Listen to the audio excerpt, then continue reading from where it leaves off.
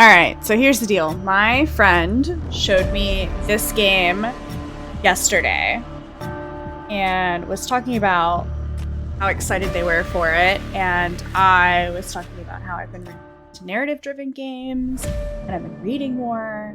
So she was like, you gotta watch the trailer. You gotta watch the trailer. So I watched the trailer and it looks good, y'all. It looks good. Alright, just kidding. Done exaggerating. Anyways, let's dive into this dark romance novel. Cheers.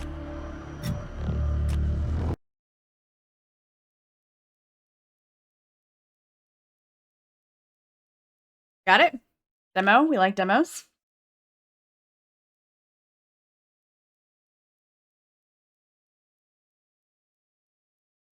We love a game that lets you know the things that you're going to encounter. I appreciate it. We're going to proceed. I read those Goosebump books. You know, the choose your own adventure books where you'd hold your place and go back and forth. I absolutely love those books. And so I've been more and more like really into games where your decisions super matter. If I were to ever make a game, like that's the route that I would go. All right, so play through more than once, choose different options, uncover a secret ending. Remember, there are no wrong choices, only interesting ones. All right, left click progress, mouse wheel up, rewind, down, progress, spacebar, hide UI, alt activate skip. Ooh. Actually, you know what? Let's go with my favorite thing. Pronoun. This world began to unravel long before you were born.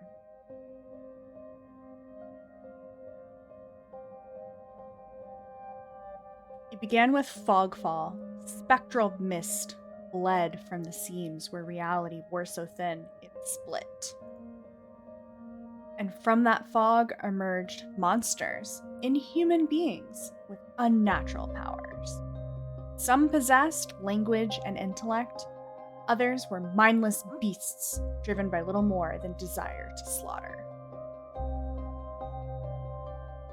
As cities fell and unrest spread, humans united in their fear, while monsters thrived in the chaos. And then there's you. You're not even sure if you're human. You were born cursed, with hands that alter the minds of anyone you touch. Choose your backstory. Ooh, backstory. All right. The Unnamed, a fallen oracle. You were raised as an oracle in a remote temple. Priest claimed your touch bestowed enlightenment, but a visiting mage revealed your curse for what it is. Following the mage's word, you fled in search of Cenobium. You regularly experience unnatural premonitions that rattle your body and soul. With innate sixth sense, gives you heightened awareness of hidden supernatural presence around you. Alright, the Hound, a forsaken thief. You were raised by outcasts, criminals, your partner in crime. They left you with only enough coin. Sharply honed social intuition. Ooh, that one's kind of interesting to me because with ADHD, you know, you struggle sometimes with them social cues. Alright, exiled mage, took you in, raised you, experienced spellcrafter. Alright, you know what? We're going with it. We're going with the Hound. It seems the most interesting. We're gonna do it.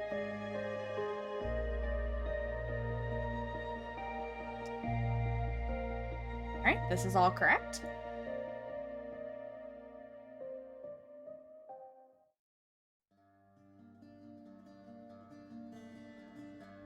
The wasteland stretches as far as the eye can see. There's nothing out there but death, the ever-present stench of decay, and countless sun-bleached bones cast like seeds across the barren land.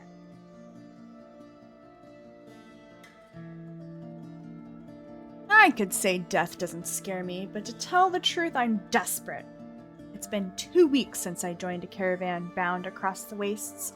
Finding a group that would accept me was a trial in itself. As rations grew sparse and my canteen ran dry, I began to despair. Then I saw it.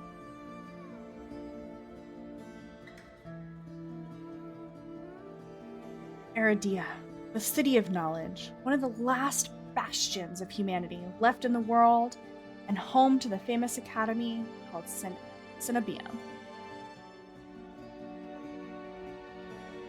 All the world's knowledge gathered in one place. If there's anywhere I'll find a cure for my curse, it's there.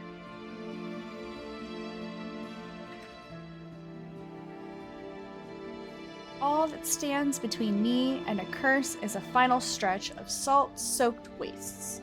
Or so I think, until I see the first tendrils of fog sneaking beneath my head.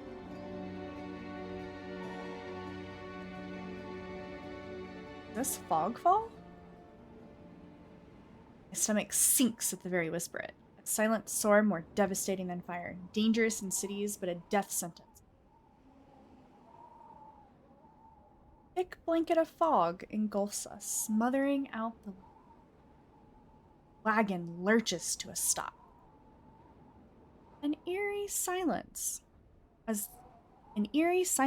heavy as the mist, falls over us. The only warning we get, a ringled scream. Sit back! No! The cry dissolves into wet gurgling. Then the wagon violently pitches to the side. I hit the ground hard, and air punched from me. When I open my eyes, adrenaline lends sudden, awful clarity to the carnage.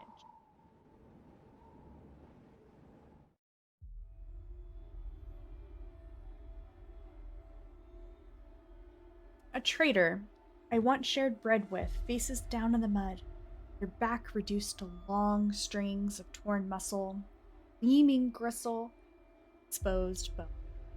Bodies litter the land.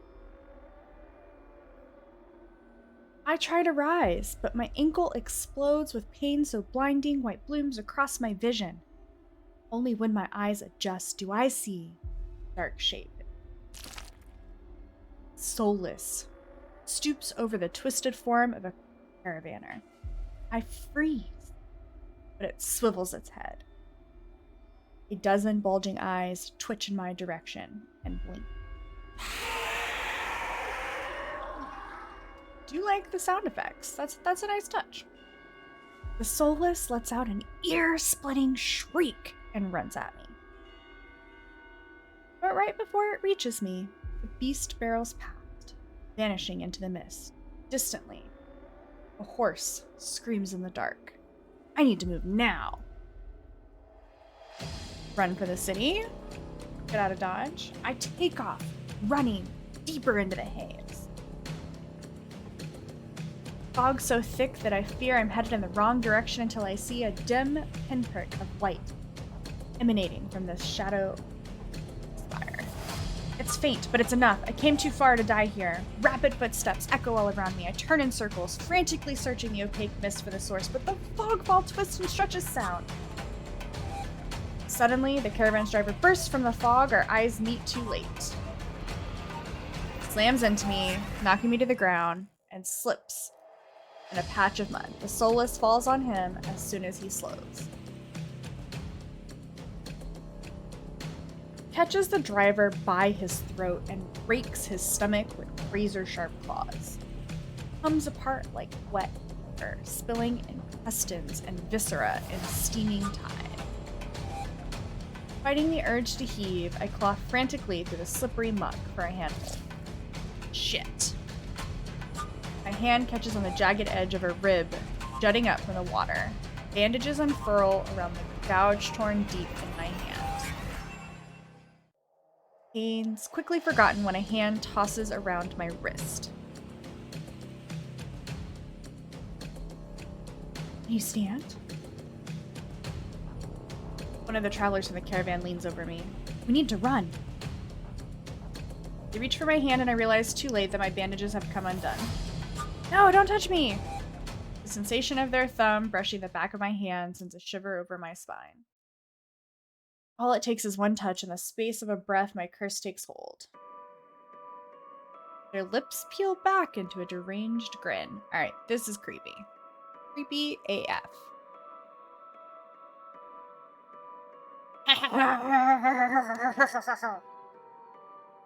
No, I've seen his face countless times before, my cursed madness of my own making. Their grip on my hand tightens until pain radiates from my knuckles.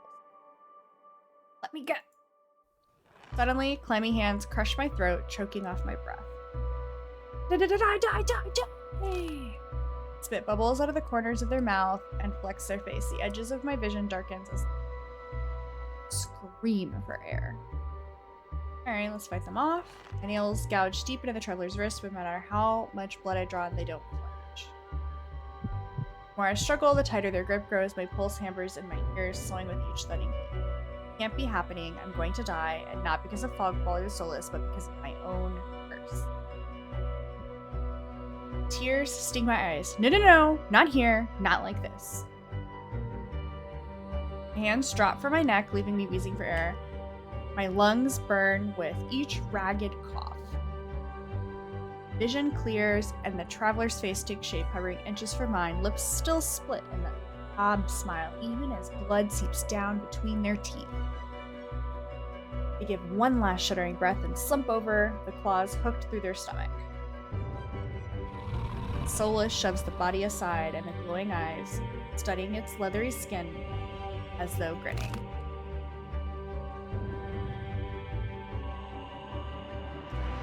There's a flash of claws, red spills across my vision. I thought there'd be pain, but as I sink into the murky water, all I can feel is the grit of salt filling my mouth and the icy embrace of shallow water.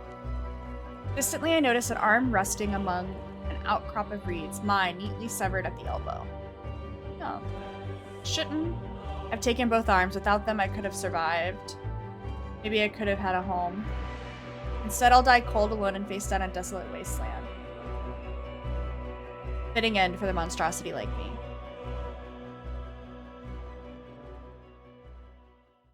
This is death. It's not as bad as I feared. The cold is gone, as is the choking stench of bog water. I could drift forever, cocooned in oblivion, till all thought and sensation vanish. No curse, nobody howling at me in madness, terror, nothing at all. Thought has a terrible appeal to me. The next moment, I take a reflexive breath, air pours into my lungs, then out again, in a ragged gasp. Feeling comes back, flooding back, warm cloth on my bare skin, a firm surface underneath, strange tang of sulfur in the air. Do not be afraid. Hello, cutie. I twist my head toward the voice, tears flood my bleary vision at the bright glow of lamp. Try not to move. The voice is calm, steady, and commanding, but more importantly, it's a stranger's. One thought cuts through my mental fog. I have no idea who it is. I'm completely at their mercy. Stay away from me. Words come out in a little more than a creaky whisper. I clamp my mouth shut, hating how it sounds. No? No? Who the hell is this?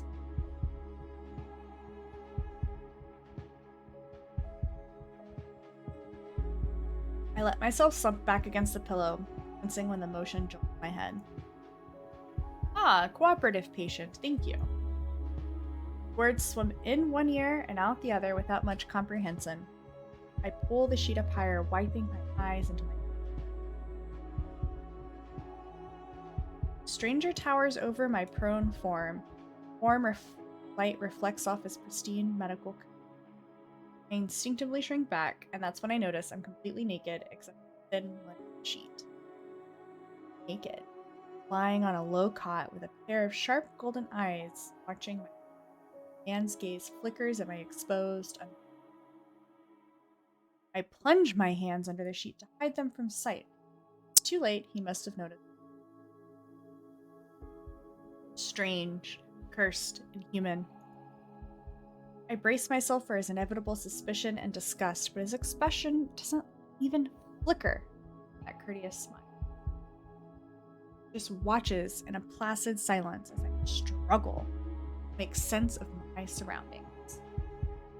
Where am I? Who are you? Be calm, you're safe here. Whoever this is, he clearly has no idea who or what I am. I've never been safe anywhere, anyone.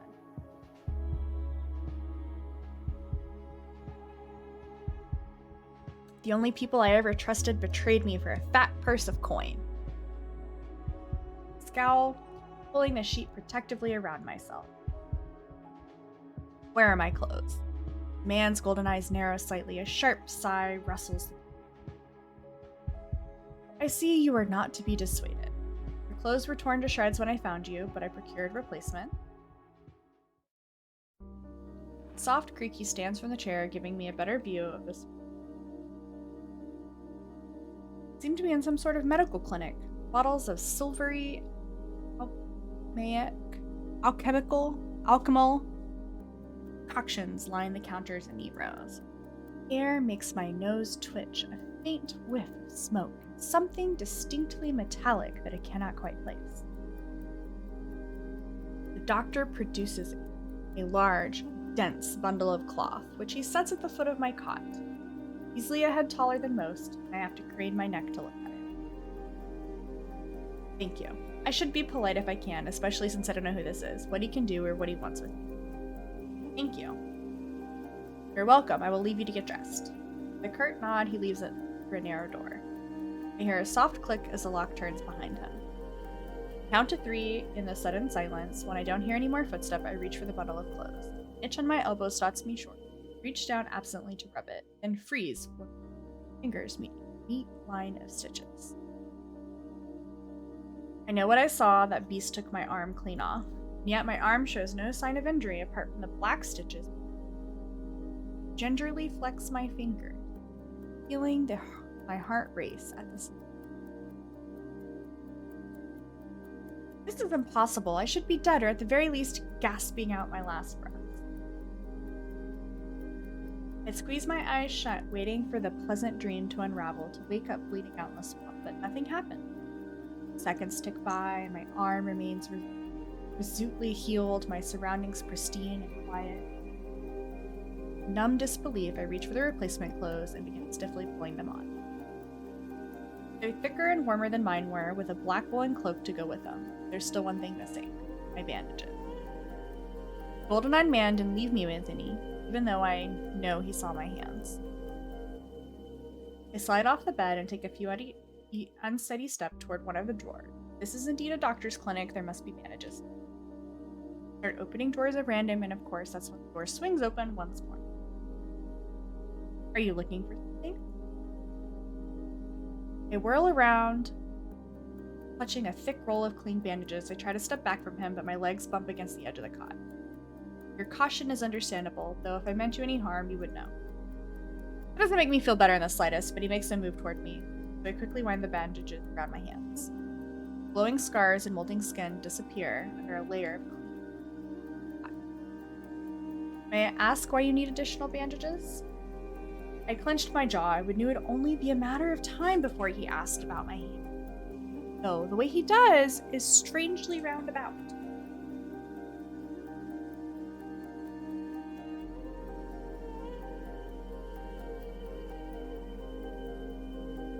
Let's just decline to answer. Let's be kind and nice about it. Well, that's a very personal question, and I do. Is that so? Surely realize that I can only help you if you tell me what else you know. An involuntary snort of laughter escapes me. Where would I begin? Would he even believe me if I told him? No, best to keep my curse to myself for now and learn more about him first. Who are you? You may call me Chorus. Where exactly am I? Eridia, which I assume was your caravan's destination. I can think of nowhere else for a group of travelers to go. Eridia. So I made it to the City of Knowledge after all. I should feel relieved, but all I can manage is a vague sense of increase. How did I end up here? I brought you to my clinic, of course. You were the only survivor from the caravan, barely clinging to life. Which you provided. Why, yes. He says it so simply, as if I'm a small child and he's explaining addition to me.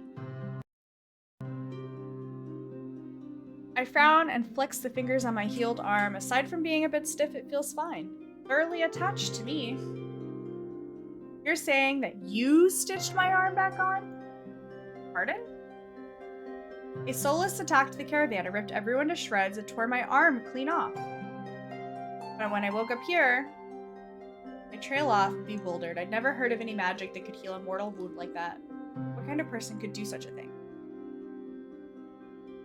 The doctor pinches the bridge of his nose, sits back down in his chair, quiet for a long time. I don't know where you came from, but Eridia is a city of knowledge and deadly secrets alike. Information is power, and it is most unwise to give or receive. Since you have refused to divulge your secrets, I will not divulge mine. I do not even know your name. You are new to Eridia, so I overlooked the specific breach of etiquette. However, you should not expect others to extend the same courtesy. Do you understand? He looks pointedly at my freshly bandaged hand. I loathe, though I am to admit he has a point. I am also a complete stranger to him, and if he's telling the truth, he saved my life. Take a deep, steadying breath. This time when I speak, I sound a little bit more like Viley. My name is Viley. It's a pleasure to meet you, Viley.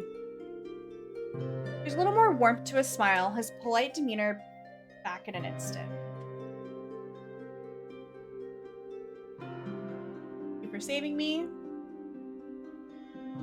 I chance a smile in return. Even if he won't explain how he did the impossible, there's no doubt in my mind I would be dead if not for him.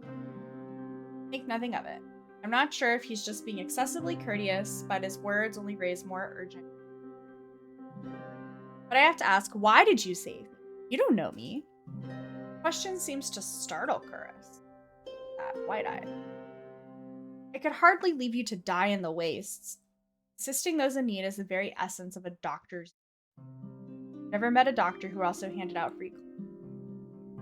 My fingers find the edge of the cloak. There's a subtle but delicately embroidered pattern around the hem. I try not to think about what kind of price Curris might ask for something well-made. No, I suppose not. Forgive my presumption. I rarely come across a fascinating patient. I blink. What did he just say? I simply meant that few would cling to life so resolutely, or brave such a perilous journey, Eridia. I could not help being curious about you, Viley. His voice dips to a soft murmur, and he abruptly looks away from me. Let's flirt back. You're pretty curious yourself, eh? Am I? Well, I haven't forgotten about my arm. I wiggle my intact fingers at him. Clearly not.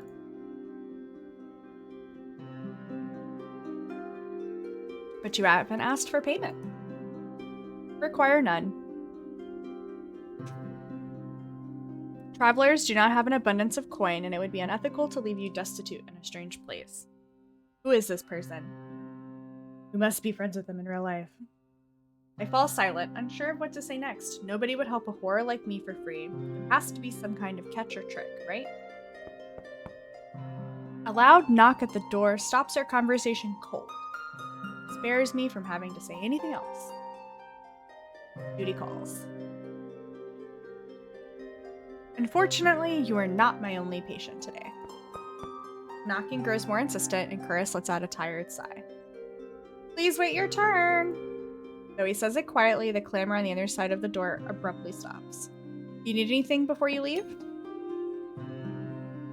Oh.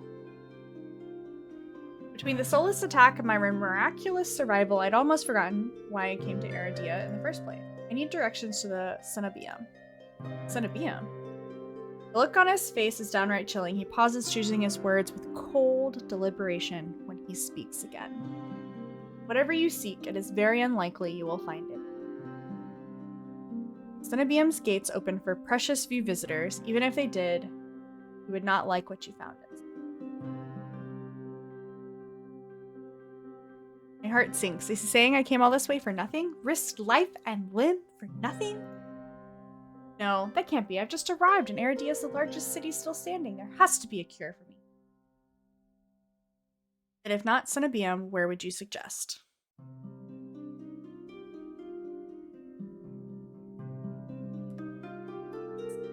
Do you know anyone else in Eridia? I shake my head. Then I suggest a local guide. Head to West Wick and ask for Leander. Excuse me? The what? Wet Wick. Sounds deeply amused. Follow the postings advertising Leander's bloodhounds. They're difficult to miss. When you meet Leander, tell him I sent you. That isn't much to go on, but Curtis points to the clinic's back. You will be safe as long as you do not draw any attention to yourself. That's easier said than done. I've always been a magnet for the worst sort of attention. If you require my assistance, you may return whenever you wish. Though he's smiling, there's a note of finality in his voice. Resigned to my dismissal, I slip out the back.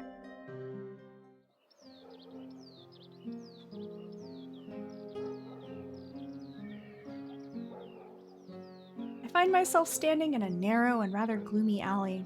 I pull the new cloak over my nose, stepping over the contents of chamber positive street. Something weighs heavily inside of the cloak's pocket. It's my coin purse.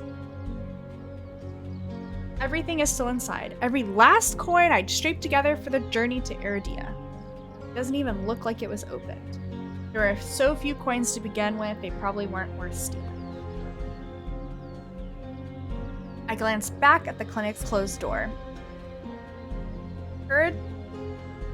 Horus didn't even take payment. Didn't take any payment. He didn't even ask for a future favor. But he also said that if Eridia's secrets are power, does he expect me to give up mine at some point? It's not exactly a comforting thought. Still, no matter what, he did it. Horus gave me a second chance and a lead on where I might find help. Better get going before he changes his mind, and I squeeze out of the alley into the crowded main street. The line outside Curris Clinic stretches down the road already. Two thin peddlers queue alongside weathered elders and many places in a desperate need of a free clinic. Cobblestones are treacherous, rough under my feet, deep grooves worn between them, regular flooding and decades of hurt. New Eridia was a river city, but I didn't expect it to look so eroded. The buildings are tired and dilapidated, all crammed together in narrow streets. Child darts by, clutching something greasy wrapped in paper. The smell of fried food drifts over me. My stomach gives a faint gurgle. This morning's catch: fried up hot and toast. Not too many eyeballs today. That sounds disgusting, but I'm starving, so I duck my head under the stall's grubby awning. A large fish leers up at me. Its three bulging eyes still visible through the thick layer of crispy batter. Vendor gives me a gap-toothed grin. What's the cheapest thing you've got? Vendor points at a metal basket of what looks like long strips of savory fried dough. Fresh long lads, 3 copper apiece, don't burn your mouth.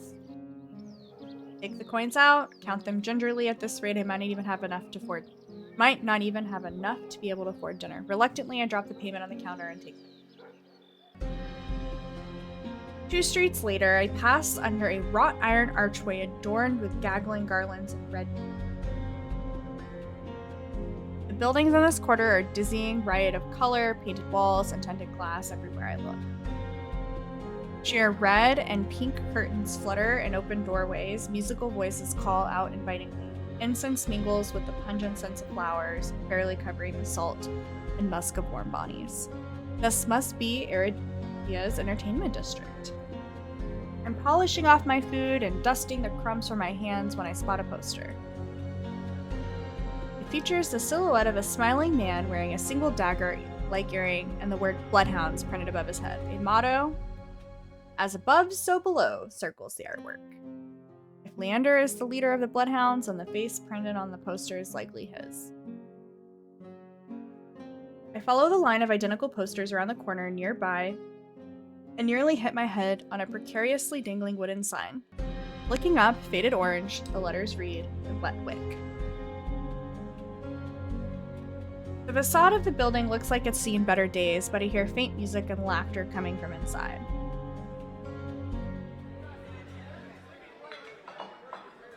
The inside of a bar is a far cry from the abandoned exterior. It's not even midday, yet most of the tables and booths are occupied by a loose assembly of people in matching green. There's a lot you can tell about the city by its dives. This one seems ordinary enough, even if the uniforms are unusual. Cursory glance doesn't turn up anyone with a dagger-shaped earring. I'm about to head towards the counter when a chant rises from the center of the room. Show! Show! Show! The remaining green cloaks abandon the bar and their booths to rush towards the center of the room in a sudden torrent. There's no time to move out of the way. I'm caught, swept along the ale-stench current. Hi! Rhythmic chanting drones out my voice. I thrash, throwing my elbows at the press of bodies grows heavier. My hip knocks onto a table. I grip it, holding on tight to steady myself, but the crowd has stilled. The chanting stopped. A pair of gilded boots stride across the tabletop. Seriously, you dogs? Again? Scattered laughter and cheers rise from the audience. I drag my eyes upwards. A well-dressed man stands on the table in front of me, his broad shoulders framed by the thick lapels of a trench coat. This really is the last time, all right? This time, when he speaks, the audience falls silent, as though bewitched by his magnetic presence or rich flow voice. But nothing is as captivating as his smile, the beams at the crowd around him, performer on his makeshift stage. Don't blink, or you'll miss it. He laughs, and the dagger-shaped earring dangling from his left ear catches the light in a flash of gold. It would seem I found Leander. He raises his hand above the audience and snaps. A flash of pale green light, real magic, no ordinary stage trick, blinds me. As the brilliance ebbs, my gaze refocuses on the magic towering above me. He flicks his wrist and the magic sprawling around him coalesces. A delicate flower stem sprouts from between his pinched fingers, one by one, glowing petals. With a flourish, the mage presents the conjured flowers. The audience bursts into clapping and cheers. A genuine magic show was the last thing I expected from a place called the Wet Wick. Leander plucks the iridescent hay out of thin air and turns in a slow circle, giving his audience a good look. Now, who could use some good luck? Eager onlookers scoot closer to the table. Some reach for the lilies, while others whistle and call Leander's name. But his cool green eyes slide right over them, locking on me. How about you? My chest tightens. Every person gathered turns to stare at me. Alright. I reach out, all too aware of the way my fingers tremble as I carefully take the flowers from him. There's no weight to them, only faint warmth that radiates from the stems. As soon as the flowers leave Leander's hand, their light dims, they fade away in a shower of opalescent light. To my surprise, Leander laughs under his breath. That's the problem with flowers. They don't last long, but they leave an impression, right? He grins at me, and I find myself smiling back. Leander steps off the table, dropping among the excited crowd with an audible clink. Alright, bloodhounds, get back to your drink. Show's over. The green cloaks disperse at his command, returning to the tables and booths. Before I can make my way towards Leander, his eyes fight. He gives me a friendly wave, then beckons me over the crowded counter. I manage to squeeze beside him, but there's so little room that his broad shoulders press against mine. I tense, but he doesn't seem to mind. Is this your first time in Eridia? He says it lightly with a genuine air of curiosity. Do I stick out that much? No, but I'm certain I'd remember seeing a face as lovely as yours around Lowtown. My eyes flicker to the polished countertop. I'm not used to flattery, and being this close makes eye contact. As if on cue, the bartender approaches us. What can I get you? Surprise me and add anything my friend wants to my tab. I wasn't expecting the generosity, but I have to admit, I do feel a little thirsty after that fried dough. I'll have what he's having. While the bartender leaves to fix her drink, Leander leans his elbow on the counter. I'm close enough to notice the purple shadows under his lower lids. His eyes wander over to me in return, and when they lock on my bandaged hands, a sour taste rises in my throat. Here comes the questions. So, what brings you to Wick? Chris sent me. Pushes his hair back from her forehead, but immediately falls right back into place. So it's about work. The bartender returns with a pair of glasses filled with what I can only assume is beer. I raise my glass and give it an experimental sniff. It smells faintly yeastly, but with an undercut I can't quite place. Quick sip confirms my worst suspicion. It's awful, somehow briny and sour in a way that reminds me of pickles. But any thought of complaining dies the moment I look up and see Leander taking a deep swig from his glass. He lets out a satisfied breath. How can I be of assistance? I need to get to the Cenobium. As soon as the word Cenobium leaves my mouth, the entire bar falls silent. Bloodhounds twist around in their seats to gawk openly. Finally, an especially drunk one speaks up. The hell are you bringing up Cenobium in here? Throw him out. This is Bloodhound territory. The vitriol catches me off guard from the angry looks thrown my way. It's clear I've broken some unspoken rule just as by mentioning the Cenobium. With a glance at Leander, he's drinking as though he hadn't noticed the uproar, only when he catches me looking at his glass. For the love of... He drags a hand down his face. Hey, keep it down, will ya? This is business. I tense, expecting an argument, but the outspoken bloodhounds silently return to their drinks. Only a handful continue to watch me currently. Sorry about them. The Cenobium's a bit of a touchy subject in these parts. Mix it in enough drinks and, well, you saw. How about we continue this outside? When I give him a terse nod, he pushes away from the bar counter.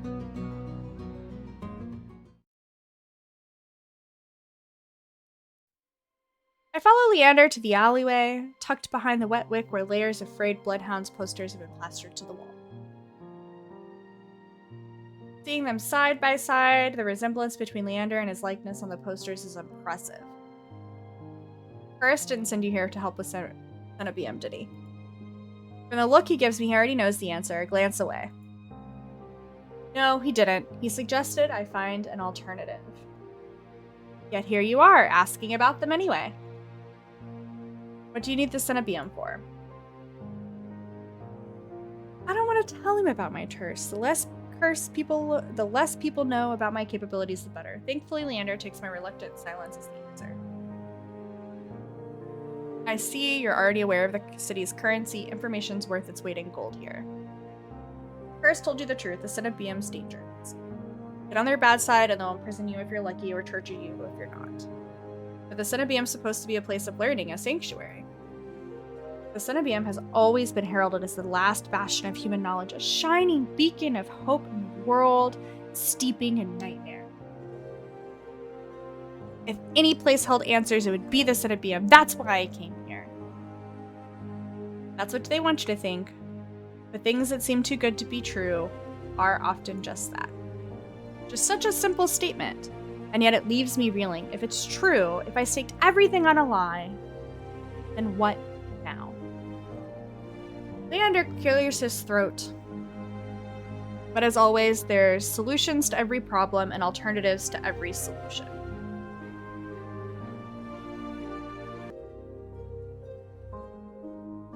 He claps his hands and turns to me with a brilliant smile.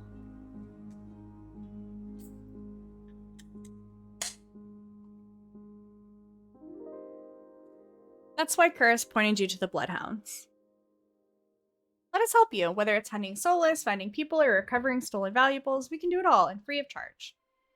Shaking my head before he's even finished his practice speech, my patience is wearing dangerously.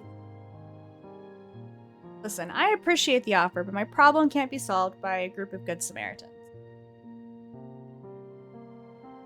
To my chagrin, Leander nods slowly.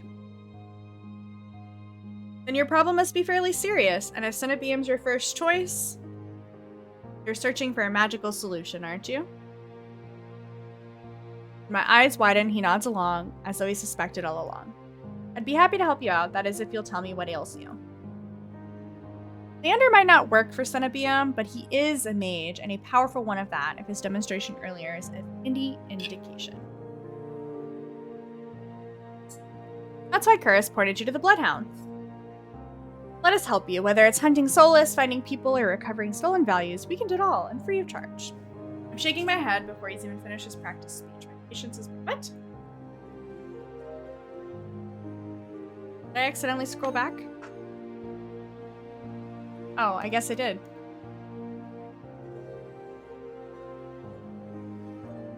I'm silent, plagued by indecision. I don't know if I can trust him, but it's not like I have any elder alternatives.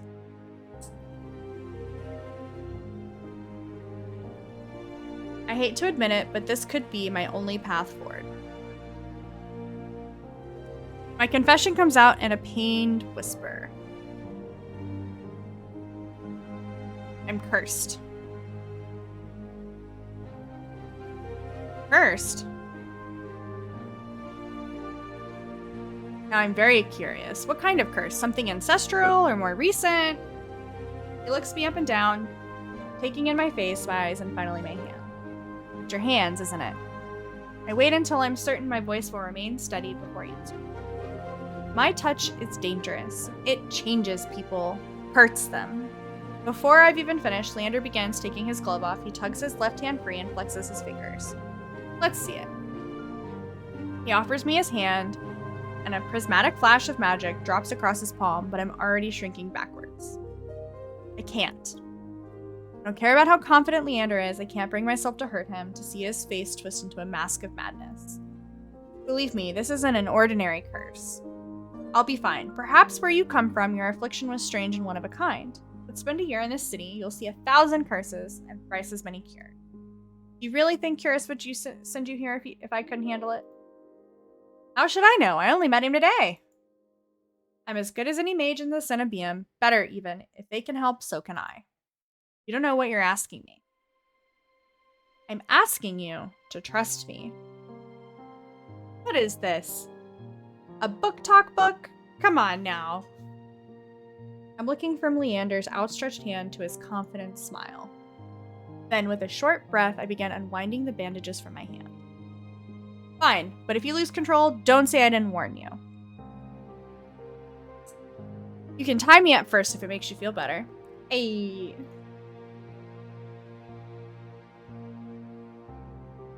With each joint I expose, the more I grow certain that this is a terrible idea. Ready when you are. He's bothered by the way my hand looks. He doesn't show it. My fingers hover shakily over his palm. 3, 2, 1. I tap his palm once as quickly as possible. It's barely more than a brush, but that's all it ever takes. When I look at his face, he's expecting to see the worst. Leander only grins. See? It can't be. This time, when I touch Leander's palm again, he catches my wrist before I can pull away. I told you, there's really nothing to worry about. He trails off when my thumb brushes off the soft skin of his inner wrist. I search Leander's face for traces of madness, but his eyes remain a clear, soft. Color rises in his cheeks, but he remains still except for the subtle bobbing in of his throat. Neither of us speak as I trace the contours of Leander's palm, lost in an awareness I wasn't prepared for. I've been with other people, kissed them, been embraced by them, and more.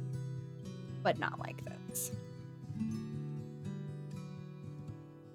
My fingers, long deprived of years of bandaging, pick up every single detail. The grooves of his palm, the smooth shell of his nails, and the pulse of his heart.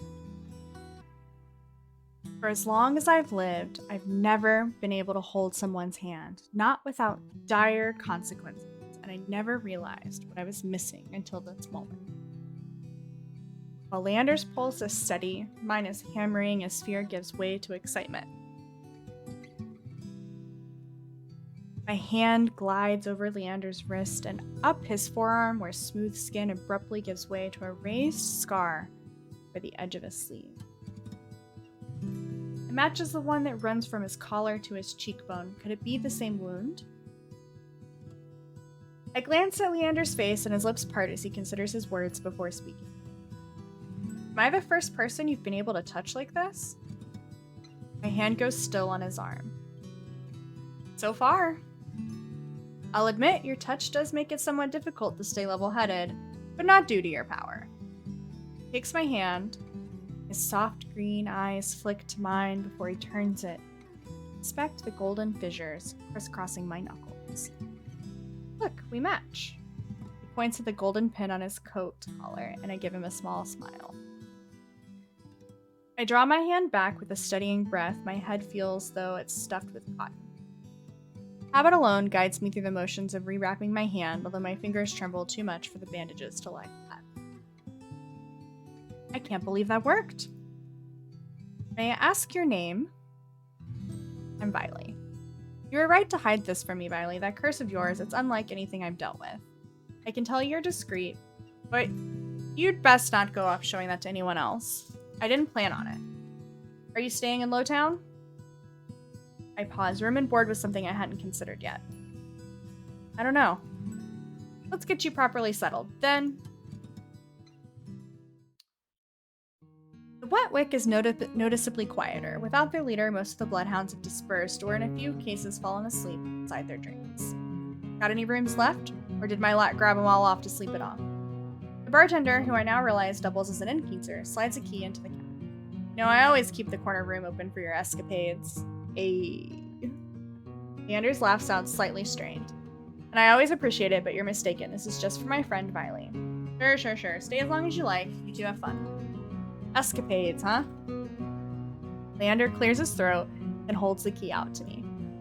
But I hesitate. My corn purse barely holds enough for a day's worth of meals, let alone a room. How much do I owe you? Nothing. Bloodhound rates. My treat. Since you shared your secret, food, drink, and a warm bed, anything you need. Carefully, I take the key from him. It's small, but weighs heavy in my palm. I never expected to have a warm bed in Eridia, let alone free meals. I planned to steal whatever I needed to get by, no matter how dangerous. Thank you. Go explore, Viley. You'll find many roads in Eridia, each leading to different answers, but if you need a reprieve from what haunts you, come find me. Just be careful. I nod, taking one last look at the gleaming bronze key before tucking into the pocket of my cloak for sleep. Leander gives me one last friendly wave before I depart.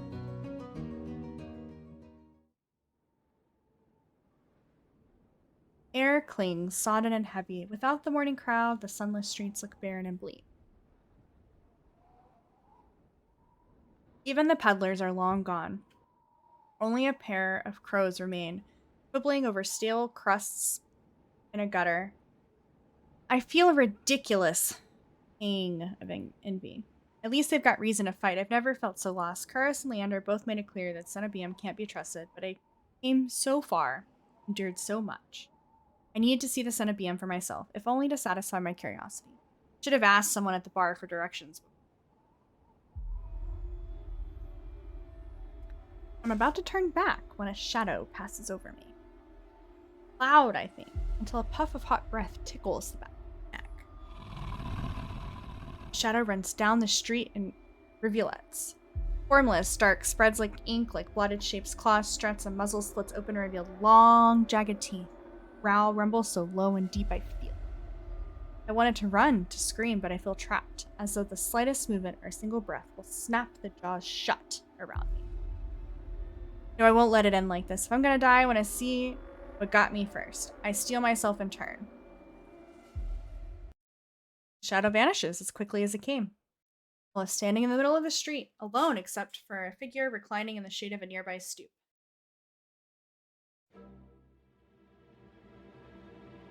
A monster. That much is clear from a glance. One that could nearly be mistaken for human if it were not for the tufted ears, the tail curved around his ankle. Or the dusk pink eyes with pupils that sharpen like needles when they fall on me. Our eyes meet and the monster crosses his long legs. His hair gleams a shade of red that reminds me unsettlingly of blood, where it curls around his colored throat. Jumpy, aren't you? His tongue is so light and carefree, I glance over my shoulder to make sure he's speaking to me. When I look back, the stranger props his chin on his knuckles and regards me with an inscrutable little smile. Didn't you see that shadow just now? It was massive, moved like a beast. Even as I speak, I'm aware of how ridiculous I must sound, but the stranger's smile doesn't falter. The only beasts I've seen are the wick-drooling regulars, though this did catch my eye. With a flourish of his hand, the end-broom key appears dangling from his finger. It turns on its chain, glittering when it catches the light. My hands fly to my clothes pockets, and sure enough, find them flat. The crooks of his fingers beckoning. I've already taken 2 steps forward before some stifled instinct stops me. Something feels wrong. I'm still on the edge, thrumming with so much adrenaline that the stranger's shadow flickers at the edge of my vision. I always attract the worst kind of attention, but I can't get rattled now. You said that's mine. He smiles wide enough to reveal pointed canines. I saw you drop it. You really should be more careful. Sitting like this, somebody might take advantage.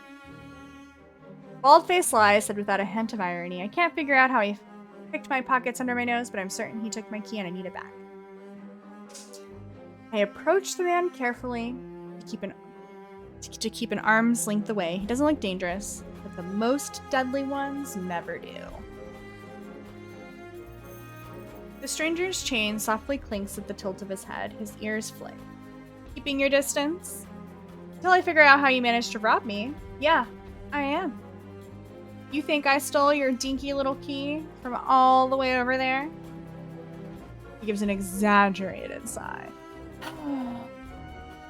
I'm good with my hands, but not that good. Do I really look like a common thief to you? Hey, he's flirting. It's got me there. The sheer fabric of his sleeve alone would be too expensive for most street thieves. Hell, his shoes look like they cost more than I spent on traveling here. And then there's the shop behind him. No matter the city, parted pink curtains only ever mean one thing. I'm not looking to buy, and I doubt I could afford your services anyway. Luckily for you, I don't charge.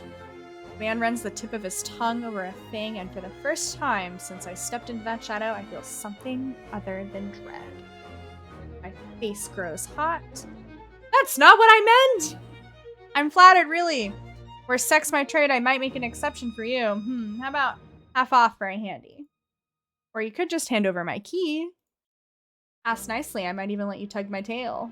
Hey. Just throw it here. So some spiny little street urchin can snatch it and run? He raises my key and tilts his head so he can watch it dangle back and forth. I suppose I could just claim your room for myself. Not that I'd be caught dead slumming in the wick with the rest of those slack-jawed imbeciles. You're obviously not from around here, so tell me, traveler, what misfortune brought you to this wretched place? His voice practically drips with derision. I'm not telling you anything. What could have possibly drawn you to this dreary little pig pen, I wonder. He listlessly watches the arc of my key swinging from his finger. The weather's shit, the food's dreck, and there's entirely too many monsters for a human to feel safe, unless... Dagger-sharp eyes flick towards me, they gleam with amusement. Unless you're just dying to consort with monsters. But now my embarrassment is worn away, leaving simmering impatience in its place. If this is a shakedown, it's the most infuriating one I've ever experienced. Let's flirt back. How'd you know that I spent all my money, starved, and nearly died in a swamp just so I could crawl into the bed with the first thirsty monster I saw? That earns me a burst of breathy laughter. He gazes over me under his dark lashes. Aren't you funny? Could you be any more obvious? I've been told subtlety's not my strength. So your place or mine? I'd invite you if I had my key. His languid gaze glides for me to the key in his hand and back. Come, take my hand, we'll go together. The more he flirts, the more convinced I become this is just some kind of trap. No matter how innocent monsters look, they always have tricks up their sleeves. And something tells me this one monster is more dangerous than he lets on, even if he has a lovely. I don't know what you want or why you're messing with me, but I'm not coming any closer until I know you aren't going to attack or bite. I won't bite hard, unless you beg me. No matter what I say, he finds a way to twist my words into innuendo. Even when I'm silent, he goes on as though we're having a conversation, not a standoff. You like dancing? There's a traveling troupe performing in Hightown tonight. Their lutist is utterly exquisite, truly a performance to die for. There's life in this dreadful place if you know where to look. You sound like you know the city well. The man's gaze flickers from me to the key dangling from his finger. Naturally. This stump was little more than a miserable little smear when I first arrived. Hightown, Lowtown, I know Eridia like the back of my hand. What about the Cenobium? Do you know where that is? The smile vanishes. Surely you've seen it, that absurdly large tower looming over the rest. It's a little hard to miss. Must mean that spire I noticed when I first caught sight of Eridia. The Cenobium's overrated? Forget about it. I can show you things those stuffy boars in their limp dick tower couldn't even think of. I've got plans. Oh, have you some pressing matters at the Cenobium? Lunch dates with librarians? Tea time with the most esteemed abbess? That's my business. What's the matter to you? Square my shoulders and the amusement bleeds out of them. Your loss. The stranger, finally bored of his tedious game, extends his hand towards me. The key rests in his palm, neatly inviting skin and leather. When he makes no other move, I reach for the key, but as soon as my fingers graze smooth brass, his hand springs around my elbow. Hey! He yanks me down and I stagger, my soul slipping on the steps. For a sick moment, I fear my bandages will unravel under his touch, but he's careful not to disturb them as his finger digs at them. I knew I smelled blood. You reek of death in the road. And that fucking doctor. Voice? Once silken, lowers to a smoky growl. The shadows around him seethe and boil as he pulls me closer. And something else. He murmurs against my throat, great nose grazing my jaw. Let go. Try to twist anyway, but he doesn't budge. His breath trails down my neck, sending a shrill of dread through me. But just when I fear he'll bite, he takes a deep whiff instead. His wide, flat eyes gleam with naked hunger as he grazes it. Not quite human, not quite monster. Seems we're both. There? The stranger's ears flatten. He releases me with a short breath. I yank my arm back, massaging it where his grip left grooves in the bandages. The stranger twists around to watch a woman duck from the curtains behind him. Her pressed uniform bears the signias of the Cenobium. I leave you for what, all of 10 minutes and you're making trouble again? Will you quit harassing the tourists? The stranger, Veer I take it, rolls his eyes and flashes the cleric with a withering smile. You're so suspicious. Can't you see this is a friend of mine? A natural liar, he grins at me and tail swishes minutely. The woman purses her lips at me, clearly unconvinced. I open my mouth to correct him, but Veer cuts in. I was graciously offering my dear friend some free advice. Though his voice remains light and cheerful, his expression darkens. Danger's drawn to you like a moth to a flame. It will always find you given time. The woman clutches her tongue as though she's heard this recital 102 times. Word of advice, don't take free advice from lazy foxes lounging in the streets. This crook would sell water to a drowning man for the sheer enjoyment of it. She shrugs off a whittling look from Veer. Oh please, any friend of yours knows it's true. Now hold still. Veer rises gracefully at her approach. He pushes his hair aside so it drapes over one shoulder, exposing a long line of his neck.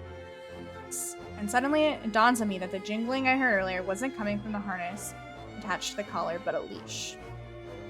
The heavy iron chain around the hitching post and padlock to the back of his collar, Veer posed deliberately to hide his leash from me. The woman produced a key ring from her pocket.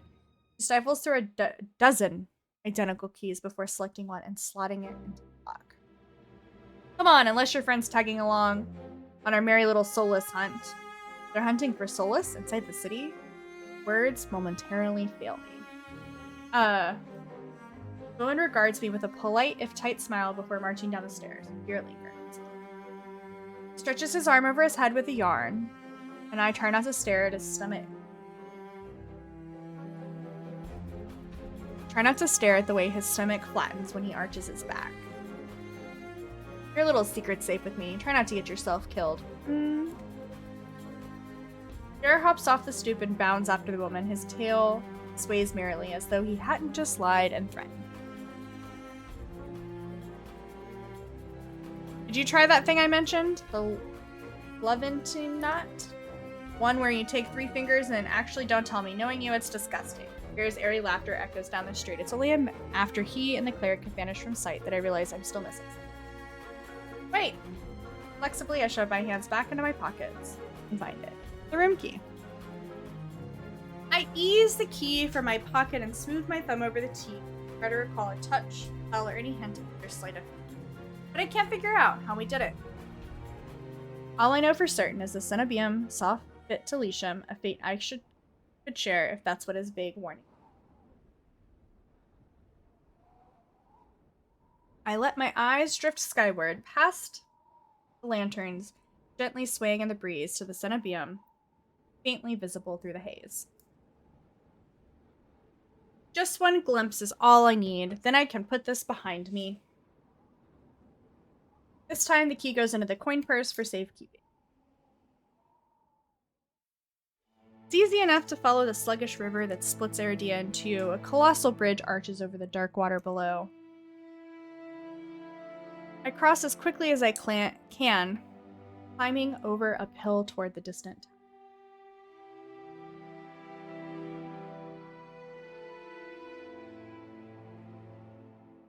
Hours later, legs are aching, sweat beading on my forehead, I finally find what I was searching for. The Cenobium of the Luminous Void. It stands at the highest point in Eridia, surrounded by cold white walls. Well-dressed people stroll the walkways, paying no attention to the massive tower in there.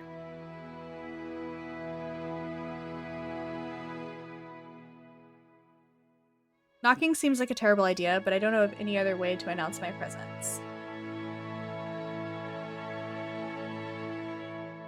I'm the only one standing before the gates. I crane my neck up. The top of the Cinnamon Tower disappears into the clouds overhead. I frown at the gates, wondering what horrible traps they might contain. Despite their delicate beauty, there must be more to them than meets the eye. Knocking seems like a terrible idea, but I don't see any other way of making my presence known. I'm halfway up the steps when something moves into my peripheral vision. A shadowy figure crouches beneath one of the white walls. They reach out and tug on a vine as if testing its strength. Why are you there? The shadow vanishes as quickly as it's spotted, and the gaunt-faced man in the crisp charcoal uniform marches up the steps toward me. Ugh, another tourist. Get out of here once you're done gawking. A dismissive wave accompanies equally dismissive words, and he returns on his heel without even waiting for an answer. I look back at where I saw the intruder, but there's nothing. Just the leaves blowing gently in a cool breeze. Step away from the gates, hopelessness washes over me. Hello? A whisper so close I can feel the warm breath on my skin. I instinctively jerk away, but there's no one beside me. Halfway down the staircase, I spot a woman swaying in the breeze. She's gaunt as a rail, her blouse moth-eaten, unable to take my eyes off of her. Not because of the way she smiles a little too widely or the way her tousled braids look unbrushed for days, but because her eyes shine a vibrant, unnatural crimson. I'm both entranced and unsettled by their glow. These days, you need a miracle to get in there. I'm unsure of how to respond or even if I should. After the experience I've just had, I'm not too keen on indulging strangers with small talk. Despite my silence, she maintains an unflinching stare and smile. Luckily for you, I have miracles for free. Whatever she's selling, I'm not interested. My words come out tired, a tired breath. No thanks. I start down the stairs, but she abruptly steps in my path. She turns her back from me. Before I can react, she slips her fingers under the lacing of her collar, stripping out of her blouse. Broad daylight. What are you doing? As worn fabric unveils bare skin, my panic is smoldered by cold horror. A misshapen, sunken scar carves into the woman's body. Pitted, gnarled, skin snakes down her shoulders, blooming from a gaping hole in the back of her neck.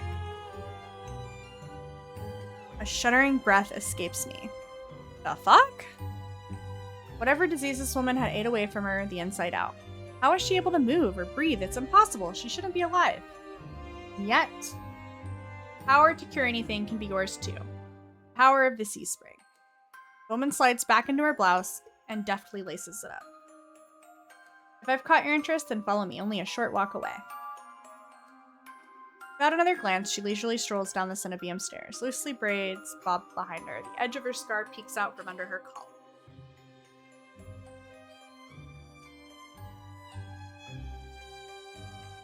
I stand there wordless until I manage to regain my bearings. It's a twisted miracle, but a miracle nonetheless. It'd be the stupidest decision of my life, but what choice do I have? Take a final look at the gates, then follow her down the steps. We descend from the higher streets, leaving the gilded decadence as we cross the river. The wet, derelict districts feel more familiar. The crimson-eyed woman takes me further, then further until I'm met with an all too familiar sight. My gut lurches when I face the open horizon. The city's outskirts are hardly recognizable in daylight and probably safer for me. Venturing beyond Eridia's walls is a gamble I wasn't prepared to take. Keep going straight, the sea spring will reveal itself. I bark out a bitter laugh, loud and involuntary. I've fallen for this already. Not that I'm proud of it, but I know a setup when I see one. Rarely have seen enough coin for a meal for what it's worth. If I wanted your coin, I would have already have it. She said it so lightly I almost believe her, even if she looks physically capable. You're as safe inside the city as outside of it. Truthfully, the territory before you is the safest of all. What do you mean, territory? This region belongs to IS. Most people know him as a gang leader, but he's much more than that. I squint against the empty wastelands. Only a fool or someone with nothing to lose would leave the city. Apparently, I'm both. But if this sea spring cured her, I need to see what it can do for me. Set off into the waste. Over my shoulder, the woman calls after me. Good luck, Viley. I hope we meet again. My heart pounds with each step I take from civilization. For what seems like an eternity, I force each foot forward, one step then another until realization hits me. I never told the woman my name! Something pierces the horizon ahead of me. Building, nestled into the tall cliffside, but starkly out of place, might as well be a hallucination. Drips with extravagance, honeyed, mahogany, an ornate jewel of architecture. A row of dark silhouettes standing out on the horizon. I think until I'm close enough to realize what I mistook for branches were spikes and jutting timbers. Soulless, several of them watching me in the distance like statues. I don't think I'd just run. Oh, I don't think I just run, exploding into a messy sprint, pushing my legs as fast as it'll take me towards the decorated building. Flashes of last night chase me, the gushes of blood, screams of death, the smell of burning flesh and sour bile. I can't go through that again, I won't. The next thing I know, I'm dashing up wooden stair, crashing through towering double doors.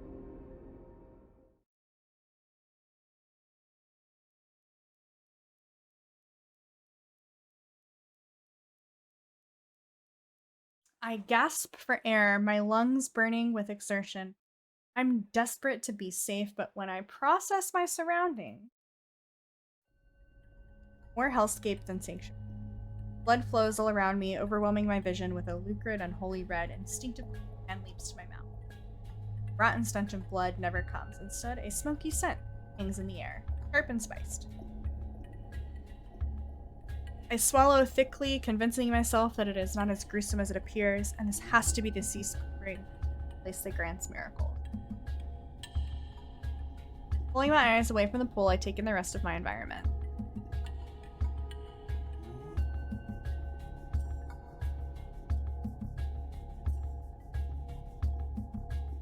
The tall pillars flank me. Blanket in writing notes. Seating pillows scatter the floor. A rustic kettle sits nearby. Someone must live here, despite how eerily empty. Hello? Anyone there? My voice echoes across the cavern without response. I approach the paper-colored pillars. Maybe there's something here that I can tell me more. Closest one. I reach for the note in front of me. It reads, "Dear Mother, don't cry for me. I'm sorry I didn't say goodbye, but we'll meet again in another week. I love you very much. From Alex. Yes, if you ever see me, never speak to me again." It's written in perfect cursive. I've never seen such beautiful handwriting. Sharp chill runs down my spine. Something's watching me. My eye is darting around the wooden deck, but it's still empty, vacant. Finally, I look towards the sea spring. That stillness hides something, or something wrong. Hey! I spin around and come face to face with a pack of soulless.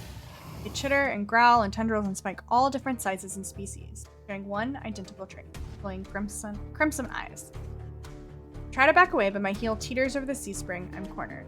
Watch your step, it's deeper than it looks. My voice again. At the sound of it, the soulless freeze, their snarls quieting. I search for the voice's source and find it above me, hanging in the rafters. You look lost, little sparrow.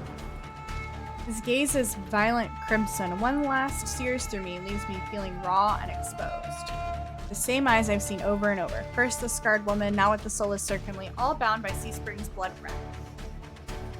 In the shroud of darkness behind him, shapes like massive tentacles twist and coil around the wooden beams. I can't focus. The soulless growls ring in my ears. They're not advancing, but that could change at any second. Panic rises in my throat as I struggle to track them. Hey! Eyes on me! My stomach rolls as I tear my eyes away from the soulless. Don't ignore someone who's talking to you. It's not polite. For a moment, anger knocks my fear aside. Who is this bastard? I look right back at his unnerving eyes, holding his gaze defiantly. Fuck you. Is that better?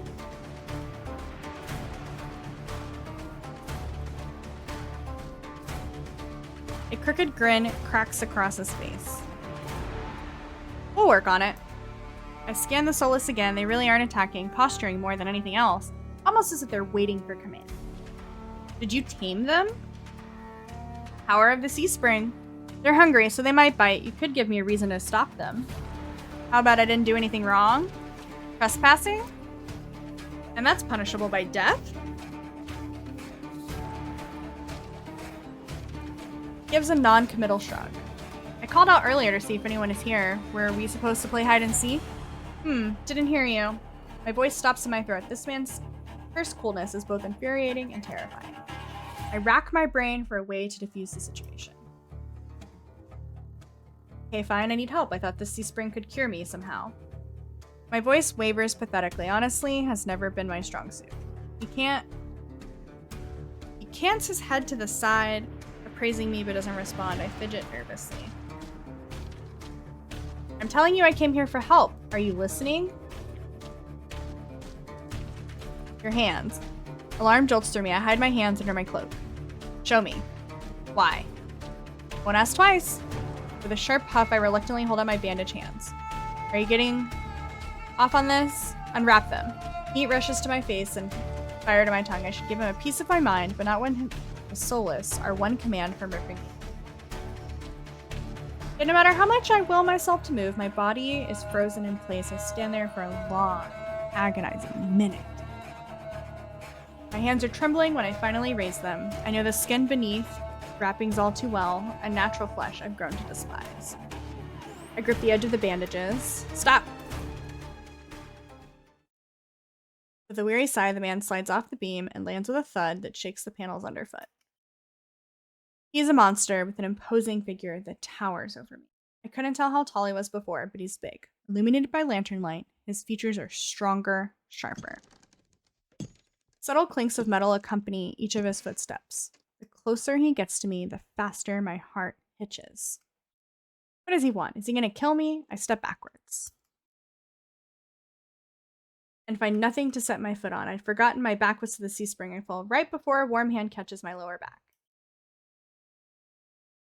I'm hovering above the sea spring, the scent of smoke and leather enveloping.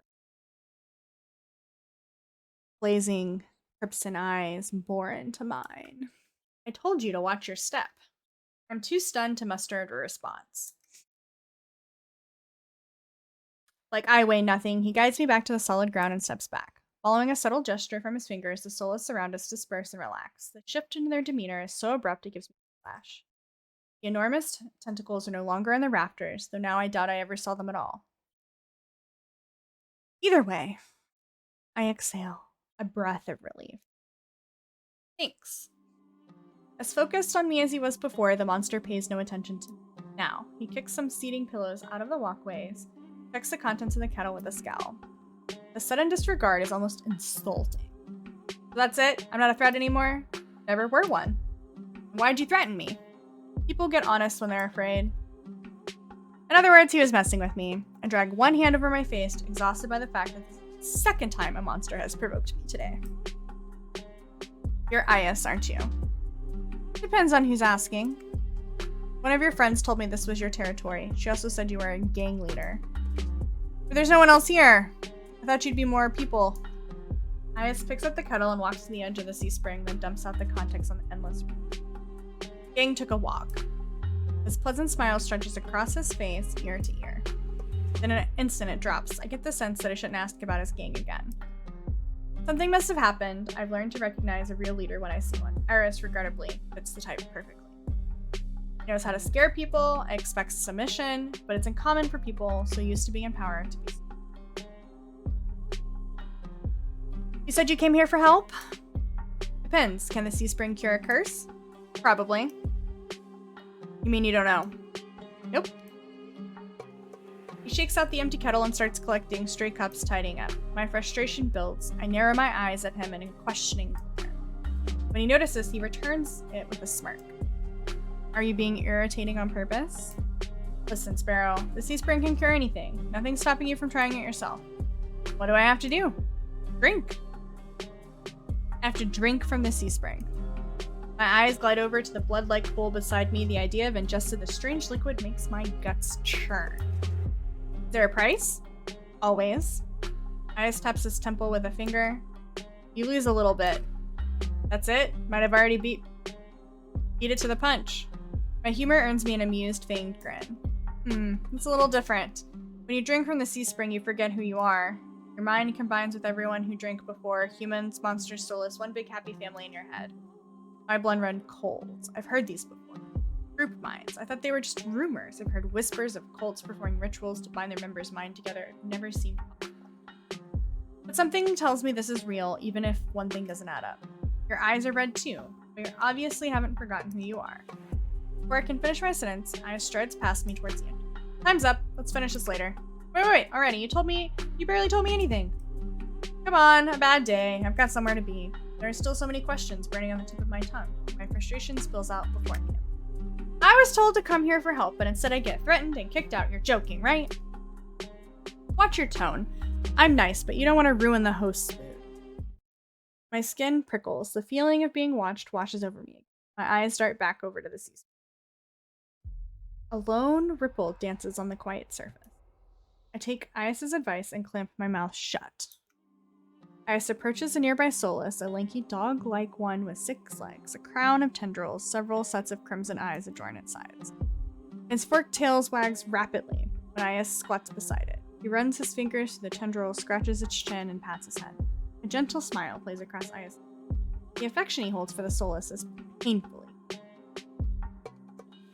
I dip my eyes away. My stomach fluttering at the tender sight. getting dark out. This pretty girl will guide you back. Following a short whistle from IS's lips, it trots over to the entrance obediently. Pale sway. I watch the soulless warily. Pretty is not a word I would use to describe it. The idea of it protecting me sounds absurd. If I decide to drink, how should I find you? Find someone with eyes like mine, they'll point you in the right direction. But think it over. Once you drink, you can't go back. It's a lot to process, but I give a small nod. At least I know I have another option for a cure, as disturbing as it is. I follow the soulless at a measured distance and watch it nudge the giant doors open with me. When I'm about to cross the threshold, I sneak one last glance behind me. My heart skips a beat when I meet IS's eyes. I'm about to snap my head away, but he just flashes me an easy smile. Till next time, Sparrow. I'll buy you a drink for scaring you. I don't trust myself to do anything but respond with another curt nod.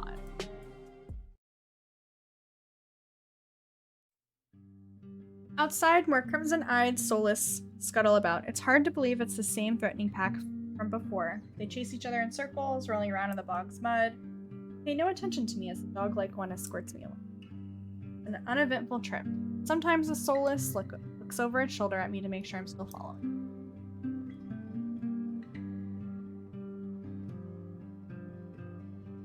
Dusk darkens the sky by the time we reach the city. Soulless sits and looks at me expectantly with familiar crimson eye. Alright, let's pet it. As nervous as I am, I carefully glide my fingers through the soulless tendrils and scratch beneath its chin, just like IS had. It pushes into my palm in response, rumpling with a sound akin to a purr. The vibrations are soothing, almost healing my fatigue. When it's satisfied, the soulless spins around and scampers back in the direction we came, vanishing into the dark.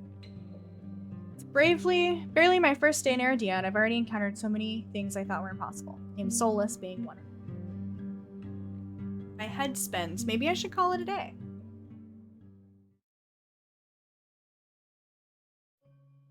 Nightfall creeps across the streets of Eridia. The city labyrinth, even in daytime, has become a warren of treacherous alleyways. Streets are completely deserted. If I hadn't been here earlier, I would have thought this part of the city abandoned. I make way through the winding streets, doing my best to keep my bearing towards the wet wick. I step slow when I hear rustling in the dark. I strain my ears, but everything is still. Is the silence playing tricks on me? Take a deep breath, quelling an instinctive flicker of fear. I know my nerves are shot, but if I gave in to paranoia and start running, I'll get lost. Measuring my breaths and steps, I keep my eyes sharp and listening intently. Only one sound. There's only the sound of my footsteps. Moments pass and nothing happens. No wonder. I really did imagine it. I turn the next corner, and my thoughts came to a screaming halt. Head spins, the world blurring as adrenaline rushes through my veins. Only one thing is clear amidst the soulless that attacked the caravan. Crouched over a dark, instinctive shape of body. A garland of intestine spills from the pallid flesh. Blood grouts the cobblestone. For a mercy, the soulless is too distracted by its meal to have noticed. My feet feel heavy as stones, but I can't just stand here. Holding my breath, I take a step backwards. When the wet, slurging sounds don't abate, I take another. Then a hard shard of glass crunches under my heel. The world seems to slow to a crawl as the soulless raises its head. Blood dripping from its tendrils, every single one. Really here, it comes back for me. Run. I'm off like a shot, running for my life through the darkened streets. Behind me, a piercing bay splits the silence. Heavy footsteps pound after me. My heart thunders in my chest. I take turns at random, trying to lose it in the streets, but I can't. I hear its breathing now, a wet, fluttering rasp, growing closer and closer. The same claws that severed my arm swipe out. I duck, save pure reflex, and skid around a corner. Take 3 running strides before the bottom drops up to my stomach. A wall twice as high as me bars my way, a dead end. When I turn around, the soulless looms in the entry in the alley. It's no longer running. It doesn't have to. It sprawls closer. My thoughts race. Some of the buildings lining the streets are lit. There must be people inside. It's a long shot, but I whirl, grabbing the handle of the closest door. It turns completely, the hinges creak, I push, and I feel a flash of hope before the weight of its before a weight hits the door from the other side and slams shut. The click of the lock turning grimly final. This wretched world, few people will stick their head out, help flesh and blood. Never mind a stranger. The soulless gives a rapping hiss. It's the only warning I get before it lunges at me. I hurl myself to the side.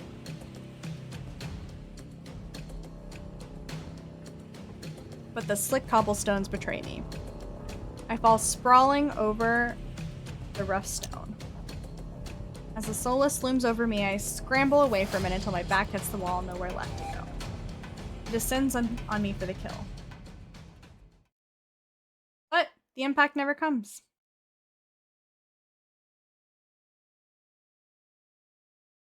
I rarely crack open one eye, then the other, not sure whether I should believe what I'm seeing. A hooded figure crouches in front of me, one blood-stained hand outstretched. The moonlight silvers the edge of their stiletto knife. Their face and hands are splattered with blood, and the soulless. My eyes dart past my unexpected rescuer to the misshapen form behind them. The soulless many eyes, once restless and vibrant, look dull and waxy. A red pool spreads slowly from under its body. In endless shock, I can't help but stare. It's dead. After all, the people it's killed after killing twice. I can hardly believe it. Well, I gingerly take the offered hand. The stranger's gaze dips to my bandage. No lips part on the brink of a question. The strength belaying their slight frame, they pull me to their feet. Pull me to my feet. As soon as I'm on my own 2 feet again, they pull away from me and start wiping blood from their hands. Stay there. They turn away from me stiffly, leaning over the soulless, gangly body. Their back towards me, I realize I saw their hooded silhouette at the You saved me. I shouldn't have had to. Their harsh response takes me aback. Before I can formulate a response, they continue. What are you thinking, traveling alone at night? This is far from the worst thing haunting Lowtown. Can't make heads or tail of them. First they save me, now they scold me. Lesson learned. I could do without the lecture, though. To my surprise, they break eye contact. Their attention glides back to the soulless corpse. They examine it with an inscrutable expression. I clear my throat to fill the silence. I'm Viley. Men. Suddenly, men tenses. Their blade flashes as they drive into the back of the soulless's neck. Soulless thrashes once, letting out a rattling hiss. The air leaves its lungs. Men leans on the blade, driving it deeper and deeper until there's a sickening crunch. My heart thuds in my chest. It must have been clinging to life by a thread. Men straightens up, drawing her blade in a single smooth motion. Better to put wretched things like this out of their misery. They calmly clean the blood from their knife. That swift, unhesitating, lethal strike wasn't the work of an amateur. They don't act like any of the cold-blooded killers I've seen in the past. Why is a soulless inside the city? Ben looks at me, eyes searching before realization. You're new here. There's no walls around the city. Soulless can come and go as they please. Contracted. The Cenobium patrols don't bother to protect Lowtown, not anymore. Let me guess, you're not a fan of the Cenobium? I wouldn't go that far. Brow abruptly furrows, they sheathe their knife, motion. It's not safe here, the vultures can smell death. I'm not quite sure what they mean, but I don't want to stay lost in the city. Trail behind them as they stride down. If it's so dangerous, why are you helping me? I came for the bounty on that soulless, and you were in the way. No doubt killing you isn't the same as helping. Not killing you isn't the same as helping you. Don't count on being so lucky again, or you'll be dead by sunrise. Your answer is stinging harsh. I hold my hands up, trying to forestall any more snippy comments. Alright, I get it. I'd love to get out of your way, but I'm sort of lost. Just need directions back to my life. What makes you think I'll help you? Nothing, but there's no harm in asking. That seems to catch them off guard. Their brow knits, and they look away, scowling. How troublesome. I turn surprised by the voice. Curris walks down the street towards us. His white and gold clothing is pristine despite the grime of the city. Curris, hello, man. I see that soulless. Is your work? Then shrugs with a familiarity to the way they regard each other. I know you had friends, Min. I don't. Freelance work is dangerous, and Curtis is a doctor. Well, Riley needs to get back to wherever she's staying before she wanders into the jaws of another soulless. It is late. Were you able to find a place to stay? Staying at the Wet Wing. Both their faces fall.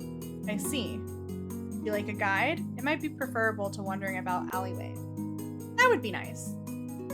And clicks their tongue and sighs, sounding mightily put out. Going to the memorialistic to that gaudy suspect. Come. Despite Min's clear distaste, when Curtis leads me down the street, they keep catching my curious glance. Eyes narrow. It's not this late. Safe. It's not safe this late. I don't care about you, but Curtis is the only doctor worth a damn in this. Are you like this with everyone? The deadpan look Min gives me is enough to answer. I catch Curtis hiding a slight smile. I suppress a sigh and resign myself, having a grumpy shadow all the way back to the Wet Wing. The route Curtis takes is completely different from my slow meandering earlier in the morning. No time at all, he cuts through darkened streets and twisting alleyways. Seems like half the city is poured into the Emeraliris district, colorful streets and laughter, clinging glasses, and music assault my ears from everywhere.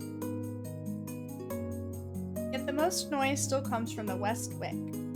Doors hang wide open, lanterns lit. Here we are! Moves toward the door, and Min lets out an audible huff. Don't tell me you're going in. I have some quick business with Leander. Fine, he still owes me for yesterday's work. They drag their feet reluctantly, taking me in.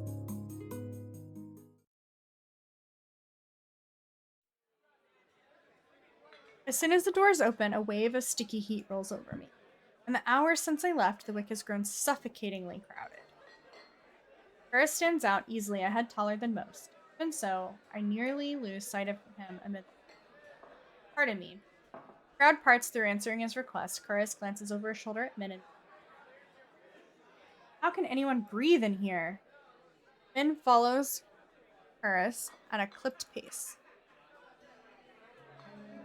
Leander is right where I left him. Though he's traded places with the bartender, he owns a pair of shot glasses with a luminous green. Now for the finishing touch. Flash of magic paints the glasses white with frost. Never gonna guess what's in me. Leander slides each glass across the bar and I get my third and fourth shocks of rapid success. Ias leans up against the bar, an elbow propped up on the counter. He catches the glass and lifts one to the light before turning it upside down. The contents magically can stay firmly in place. You're supposed to make drinks, pretty boy. Don't tell me you're wasted already. You're perched on the bar's counter beside Ias, takes a single look at the shot glass and... What have we here? A bucket full of boogers, Leander's nose treasure? You've eaten worse. Ears lip twitch and his ears flat when he offers him a glass and turns his cheek with his... Ias just snickered. Coward. Don't tell me you're actually in one fluid motion. Ias throws his head back and downs the shot. Drinking that. Dark look across Ias's face. It's chewy. Chewy? Wait, let me try that again. Behind me, Min grumples. I told you this place was a nest of degenerates. It isn't Curtis and Min! At the sound of Leander's voice, Min's pale eyes grow wide. They look ready to bolt until Curtis sets a hand on their shoulder. I promise this will not take long. Min's eyes dart from Curtis's hand to his face, and then soften. Fine, you first. While they step forward, I linger behind, struck by a sudden revelation. All of the people I've met today know each other. Good evening, Leander. Ias. Drinking competition, I presume? Oh, is it evening already? Could have sworn it was earlier. Just some friendly rivalry, Doctor. Nothing to be afraid of. Curtis acknowledges Leander and Ias with the slightest nod, ignoring Veer entirely. Not that Veer seems to mind. He tilts his head, and an impish smile curves his lip when he spots them, moving silently behind Curtis. I almost didn't see you there, Min. Looking for your booster seat? Min pushes back their hood. They level Veer with a cool look. I thought Ias wasn't allowed to bring his pets in here.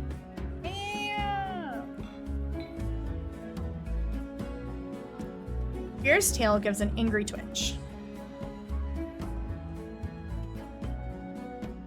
At the first sign of an impending fight, Leander vaults clear over the counter. He slides in between IS and Curse. Now, let's try and keep the peace. It's not every day the esteemed doctor takes us up on a drink. His arm snakes around Curse's shoulders. You're finally taking me up on that drink, right, Curse? I'm afraid not. We're merely escorting Viley back to their lodgings. Curse gestures in my direction. My stomach sinks. I reluctantly step into the light. As soon as he sees me, Leander's face brightens. Viley, it's been too long. Everyone, this is Viley. She's new to Eridia. I feel 5 pairs of eyes fixed on me, and suddenly the bars feel suffocating. My voice nearly catches in my throat. Actually, I've already met everyone. You've already met? IS and Veer level me with subtly amused expression. Veer's tail gives a lazy wag. We did. Not that long ago either. I'm starting to suspect she's stalking me. He looks far too pleased with himself when I roll my eyes. This calls for drinks. What does everyone want? In an instant, all eyes turn to Leander, freeing me from the burden of attention. I still can't believe they all know each other. Watching them talk amongst themselves feels surreal. But for the first time since I undertook the journey to Eridia, I feel a faint glimmer of hope. No, I know I was meant to. Low, pleasant rumble of Leander's laughter pulls me to the restless thoughts. Well, color me surprised. You must make friends fast, Viley. I wouldn't go that far. We're more like acquaintances. A wise man once said that acquaintances are merely friends you haven't shared a drink with. Wise man said that here, last week. You can hear Min's lip curl in a distance from across the bar. Leander clears his throat and continues, unperturbed. Let's toast to Viley's health. Care to join in, Doctor? Curse politely declines with a wave of his hand. How about you, Min? No. Are you? No. A resounding pop pierces the den of the bar. We all turn in the direction of Veer looks almost bashful as he accepts an overflowing flute from the bartender, poured from a bottle so old the label has been poured blank. They serve champagne here. Since when? Veer pauses in the middle of licking champagne from the foam from his finger with a coy smile. You don't mind, do you? In a transformation as impressive as his magic trick, concern on the finishes. Laugh softly. No, be my guest. I know you've got expensive. Then he shoots the bartender a frantic look. Unbothered or uninterested by it in his company, IS pants his head at me, a light smile on his lips. How about you, Sparrow? I did say I'd buy you a drink earlier. No, my treat.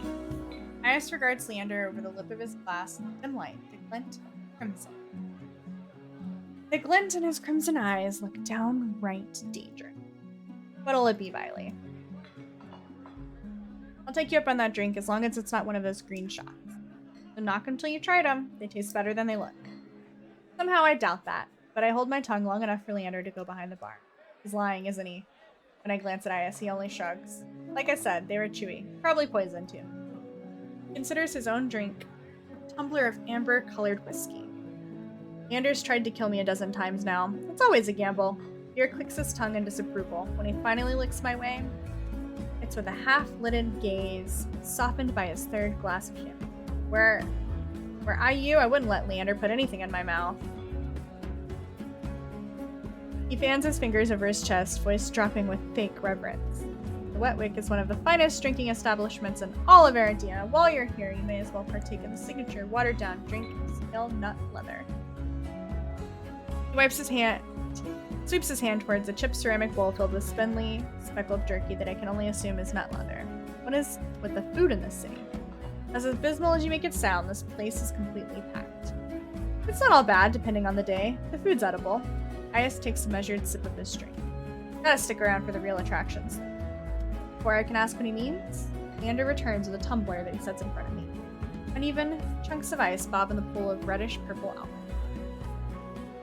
I sniff the drink suspiciously. To my relief, this time I smell sharp, clean scent of gin and an undercut of fermented fruit.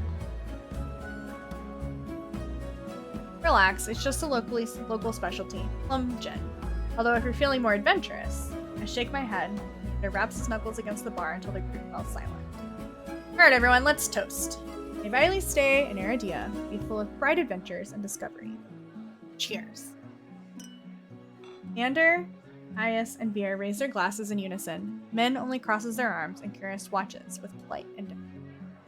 I tip my drink back. The plum gin is eye-wateringly strong. Despite a sharp medicinal edge, it goes down smooth. One sip softens the edges of my vision, the next fades the din of the crowded bar into a low, persistent murmur. I find myself unwinding for what feels like the first time in years. Aren't you the popular one, Viley?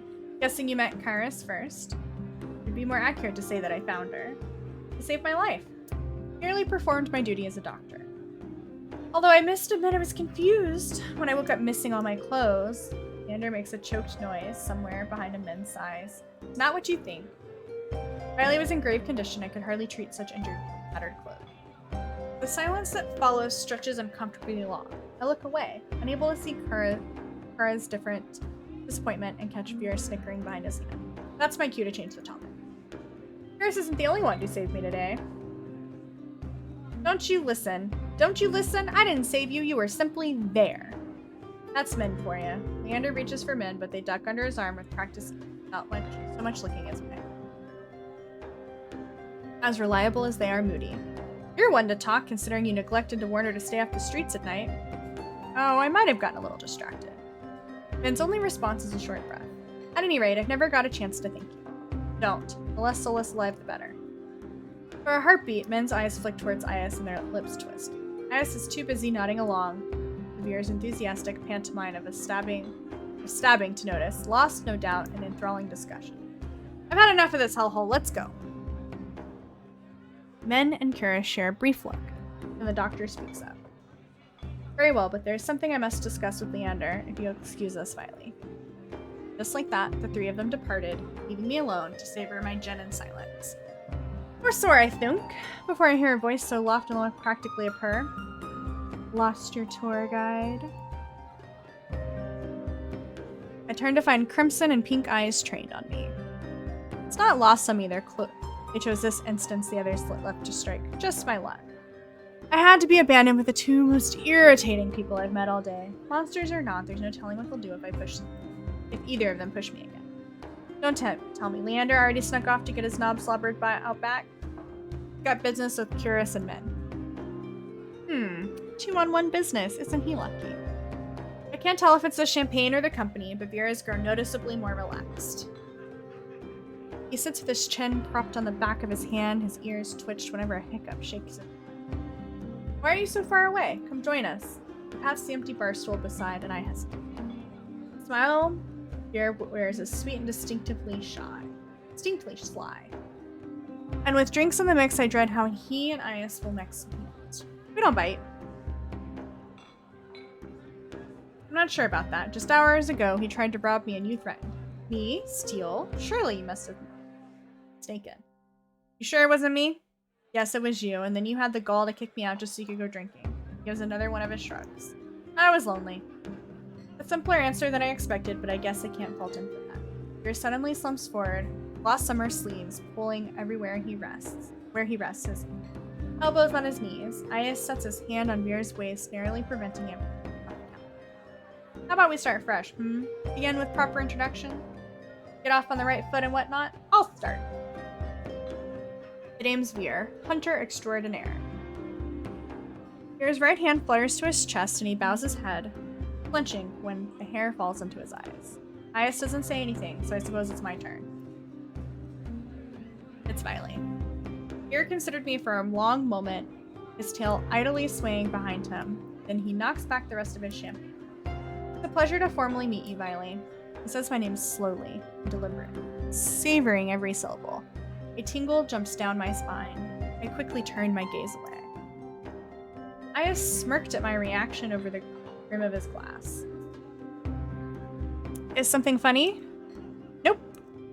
I open my mouth and close it just as quickly. They want me to react, goading me into another ridiculous game.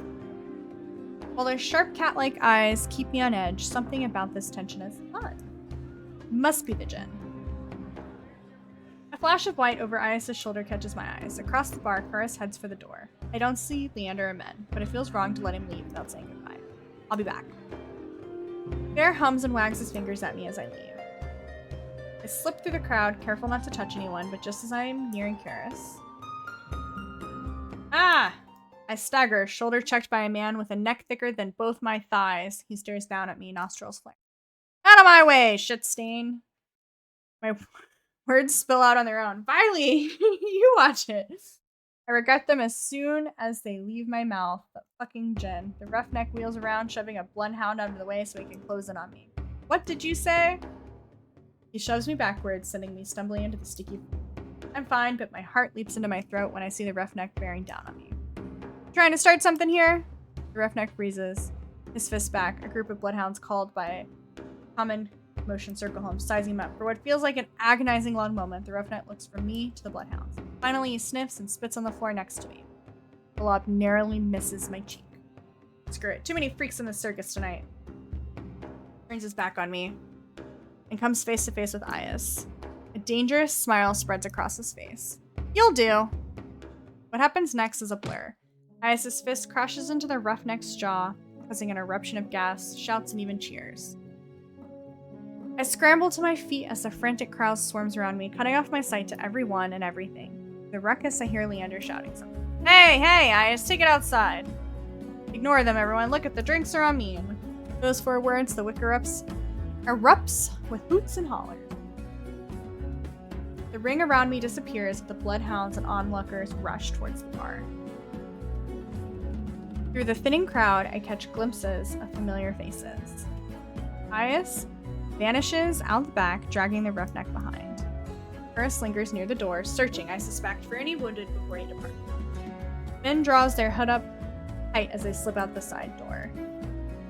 While Vera leans over the counter to swipe a glass of wine from behind the bar. And Leander, seated at the opposite end of the bar, gestures dramatically and apologetically at the bartender. In the space of a heartbeat, I realize there's no telling when or if I'll see any of them ever again. Whoever I pursue may be the last person I get to speak to tonight. I follow. Ooh. Well, we're going with IS. I like him the most. Morbid curiosity draws me after Iris. I slink out the back of the wet wick. The alley's dead silent, not really what I expected from a fight. A dull crunch reaches my ears, then a thud. I peer around the corner of a building, careful to keep. Dark, glistening red splatters the ground, spidering through the seams of the cobblestone. Guides my eyes to a collapsed body across from me. Once so violent, the roughneck is a little more than a sack of crumpled flesh blotted with mud. Iris exhales, his breath misting the cool air. Blood flecks his knuckles. He looms over the motionless body, his feet on either side of it. Fear spreads like ice in my bones. A moment ago, he was joking and friendly with others. But now, Iris's crimson eyes find me in the dark. Not running, Sparrow?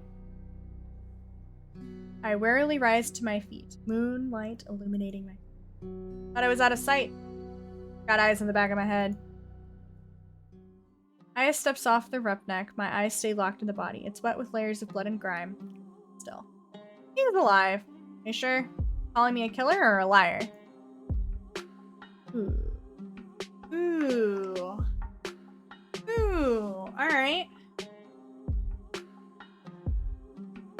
Liar, which I guess is both. In that case, he's dead. I squint and he smirks back. Don't believe me? To be honest, it's hard to believe anything coming out of your mouth. I am a liar, after all. His bloody knuckles catches his attention. He tries to rub them clean, but ends up smearing blood around more. Keep making bad impressions on you. I didn't know you cared about my opinion.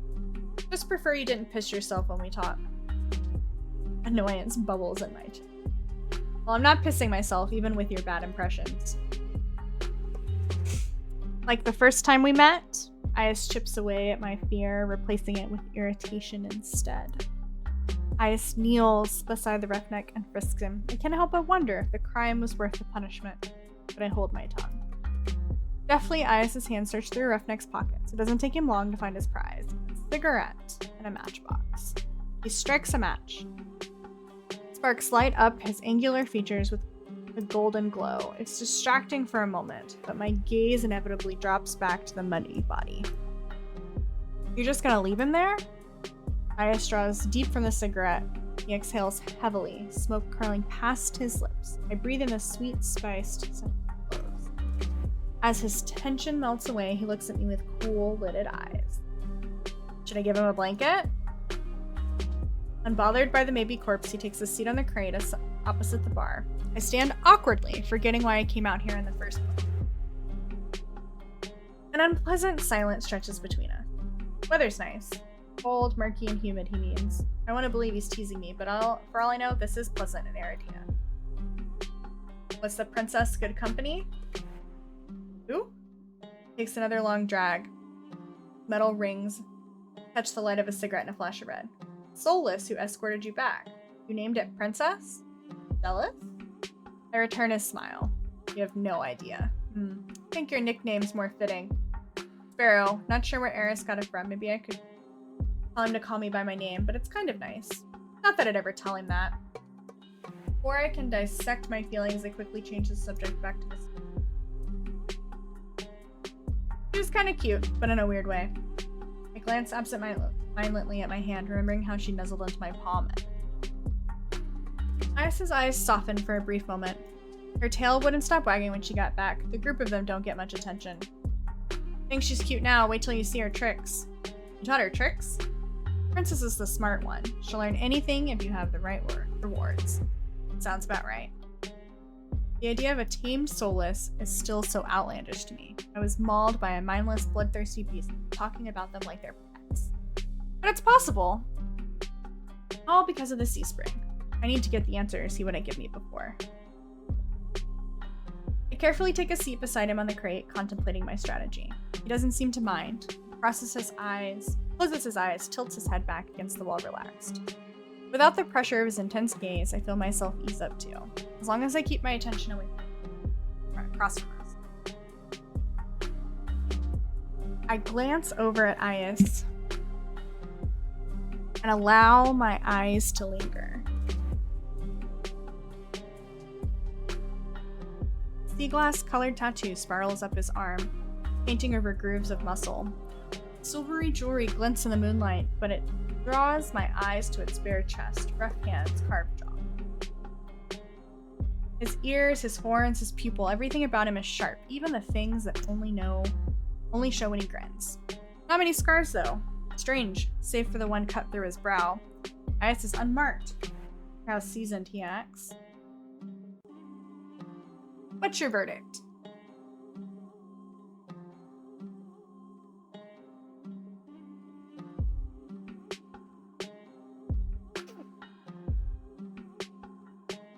I whipped my head in the opposite direction. What verdict? Got a long, good look? Are you impressed, or do I need work? My face grows red hot. I've seen worse. He responds with a low chuckle, draped in smoke. Keep staring then. My embarrassment spikes up, thinking I blurt out a change in topic. I have a question about the sea spring. Boredom eclipses his amusement in an instant. He closes his eyes again. Of course you do. I thought I made myself clear you'd be giving up. Before you kicked me out to go drinking, I still need to know more. Sounds more like an order than anything else. I bristle under his narrow gaze. Fine. He takes a long pull from his cigarette and lets the smoke trail slowly from his lips. Your curse. What about it? This song and dance is all too familiar. The selfish questions come first. What does it do? Is it painful? Can you control it? I brace myself for the inevitable onslaught. Is the thought of living with it really so unbearable? My dread dies with his words. No one had asked me that before. You survived this long. Unless you're running out of time, I'd wonder if it's really worth the sacrifice. Flicks the cigarette aside and props his head on blood-smeared knuckles. What do I know? I'm just an outsider. My finger fussed with the trim of the cloak. Ordinarily, I feel annoyed, but now my chest feels tight. You could have sold me if you were less honest. You're a shit salesman. Thought I was a liar. I changed my mind. We lapse into silence again. This time it's surprisingly nice. The quiet, chilled air is a calming reprieve. You know, you didn't seem like an outsider back at the bar. A lot of people like you. Is raises a brow at me. I start by asking about... You and Leander clearly get along well. You like Leander? Doesn't everyone? He's helped me a lot since I arrived in Eridia. He even got me a free room. His charm has gotten him far, but for a leader, he sure likes it when others take control. Part of me desperately wants to ask what he means, but Is continues before he... Surprised we get along? I thought you'd be at each other's throats instead of drinking buddies. His smile is easy, but there's a dangerous edge to it. Leander's done a good job for a human. Naturally, there'll come a time when his resolve is tested. The same could be said for anyone on this plane or the next. As for my resolve, well, stick around in Eridia long enough and you'll find out. I nod slowly, can't decide if it sounded like a promise or a threat. Got any more observations, Sparrow? I was surprised to see that you and Beer are close. Blessing and a curse? From what I've gathered, most people think he's, I don't know, an asshole. And water's wet. I wait for him to elaborate or add his thoughts, but he doesn't. So what do you like about him? He lets out a quiet laugh as if amused by my question. A lot of things. You already named one. You like that he's an asshole? Temperament matches the drapes. Looks good in blood and better in tears. Favorite thing's the tail. Sometimes it frizzes up if you catches himself, clears his throat. It's hard not to let the disappointment show in my expression. Beer's one of the most honest people you'll meet. Just don't listen to a single thing he said. Those sound like complete opposite things to me. I didn't know that you and Curious were friends. In a way, I help him in the clinic sometimes. Doctor doesn't let most people closer than arm's length. And you do? Heart's on my sleeve. Get the sense Curious was like that in the past. Must have been burned. Trails off after the last few words, then shrugs. He opens up in his own ways if he's relaxed enough. I don't even know how to imagine that. You'd be surprised. Even the Doctor has an endearing side. I can't decide what's more intriguing, the fact that Curious has an endearing side or the idea that Is has managed to coax it out of him. Tell me if you uncover any of his other secrets. I'd like to know more. Ben doesn't necessarily like you, but they definitely pay attention to you. Is's reaction takes me off guard. Growls, pinches the bridge of his nose, and exasperated as if I've ever seen him. I make enemies as easy as I breathe. Sparrow doesn't bother me. But that dove's got it out for me for no reason. Maybe they're unsettled by the sea spring. It's not about that. It goes without saying that they've got some issues. Don't think they understand that you catch more flies with honey than vinegar. Honey has left a bad taste in my mouth in the past. It could be the same for them. At least you're capable of conversation. Do me a favor and teach the dove some manners. I thought they'd lay off eventually if I didn't bite. Hasn't happened yet. I briefly consider the possibility that Min wants to get bitten. I'm not about to propose that, though.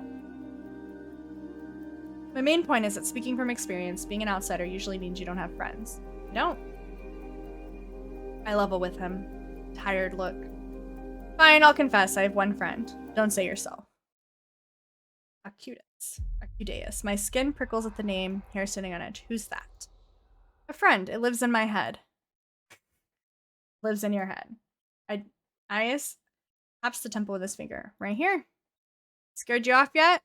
That'd be the third bad impression I've made with you today. I'm stunned for a long moment, processing what he's just told. Then I burst into a fit of laughter. You're serious. Is grins wide enough, flashes fangs. Deadly. Sounds so fucking absurd I can't help it. On top of everything I've gone through today, it feels like I'm living a fever dream. I've come close to death more times than I can count, encountered a tame solace and a horrifying group mind, and now I'm supposed to believe there's someone else living in your head? There are tears in my eyes by the time I brain myself and Is waits patiently, lips quirked in amusement. Sorry, it just sounds ridiculous. The tension that wound my shoulders so tightly has melted away, and for the first time in a long time, I feel like I can feel better. Lucas, where in the rat's ass are you? Ruckus, gruff shouts in the streets echoed by heavy boots sloshing through mud. Voices carry the roughneck's accent from the bar, the same roughneck who is still maybe dead. Lying buddied across from us. I nearly forgot about him. I shove to my feet as their voice gets louder. They're closing in quick. Is pulls me by the wrist out of the alley, away from the beaming moonlight.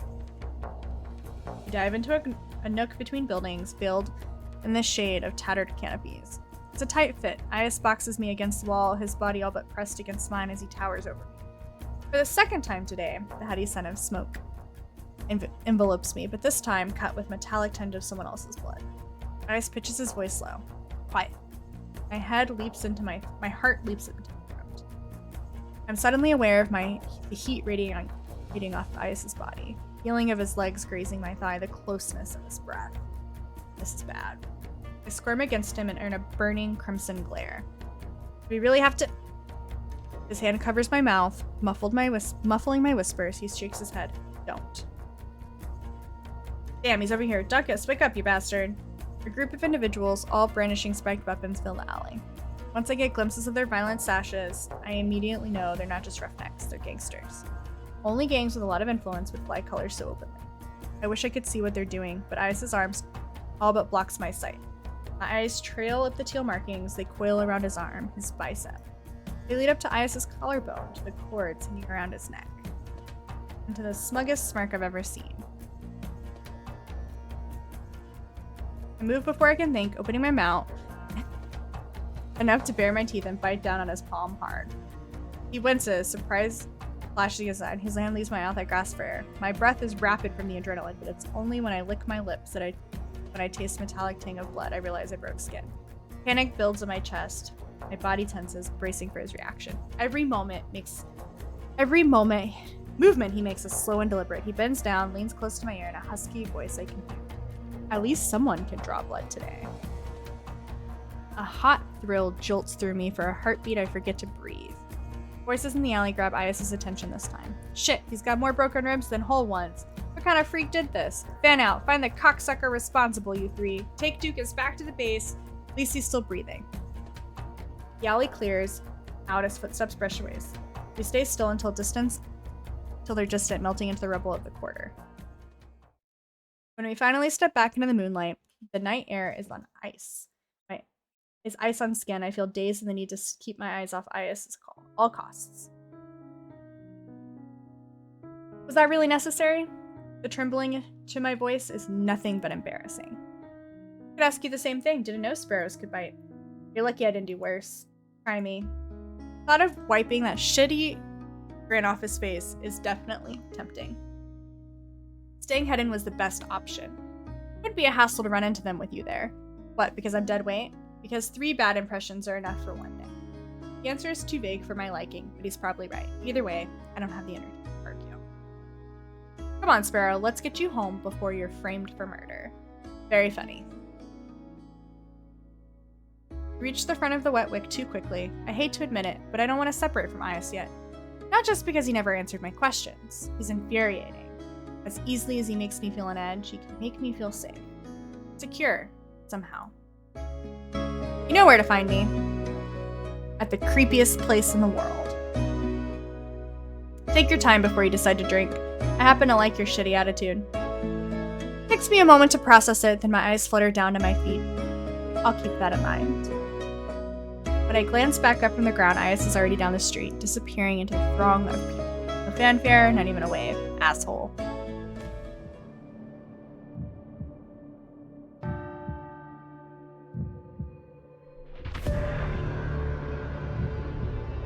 Thank you for playing. Well, I'm super excited for it. I think it was really good. The demo was a lot earthier than I was expecting. It was thicker. It was really great. Thought the writing was fun. I love the art. I'm really looking forward to it. The demo is on Steam. You can go play it now. But definitely add this game to your wish list, especially if you'd be reading those books off Book Talk. You know what I'm saying? I know you know what I'm saying. Anyways, thanks friends for hanging out with me, and I hope you have a wonderful night.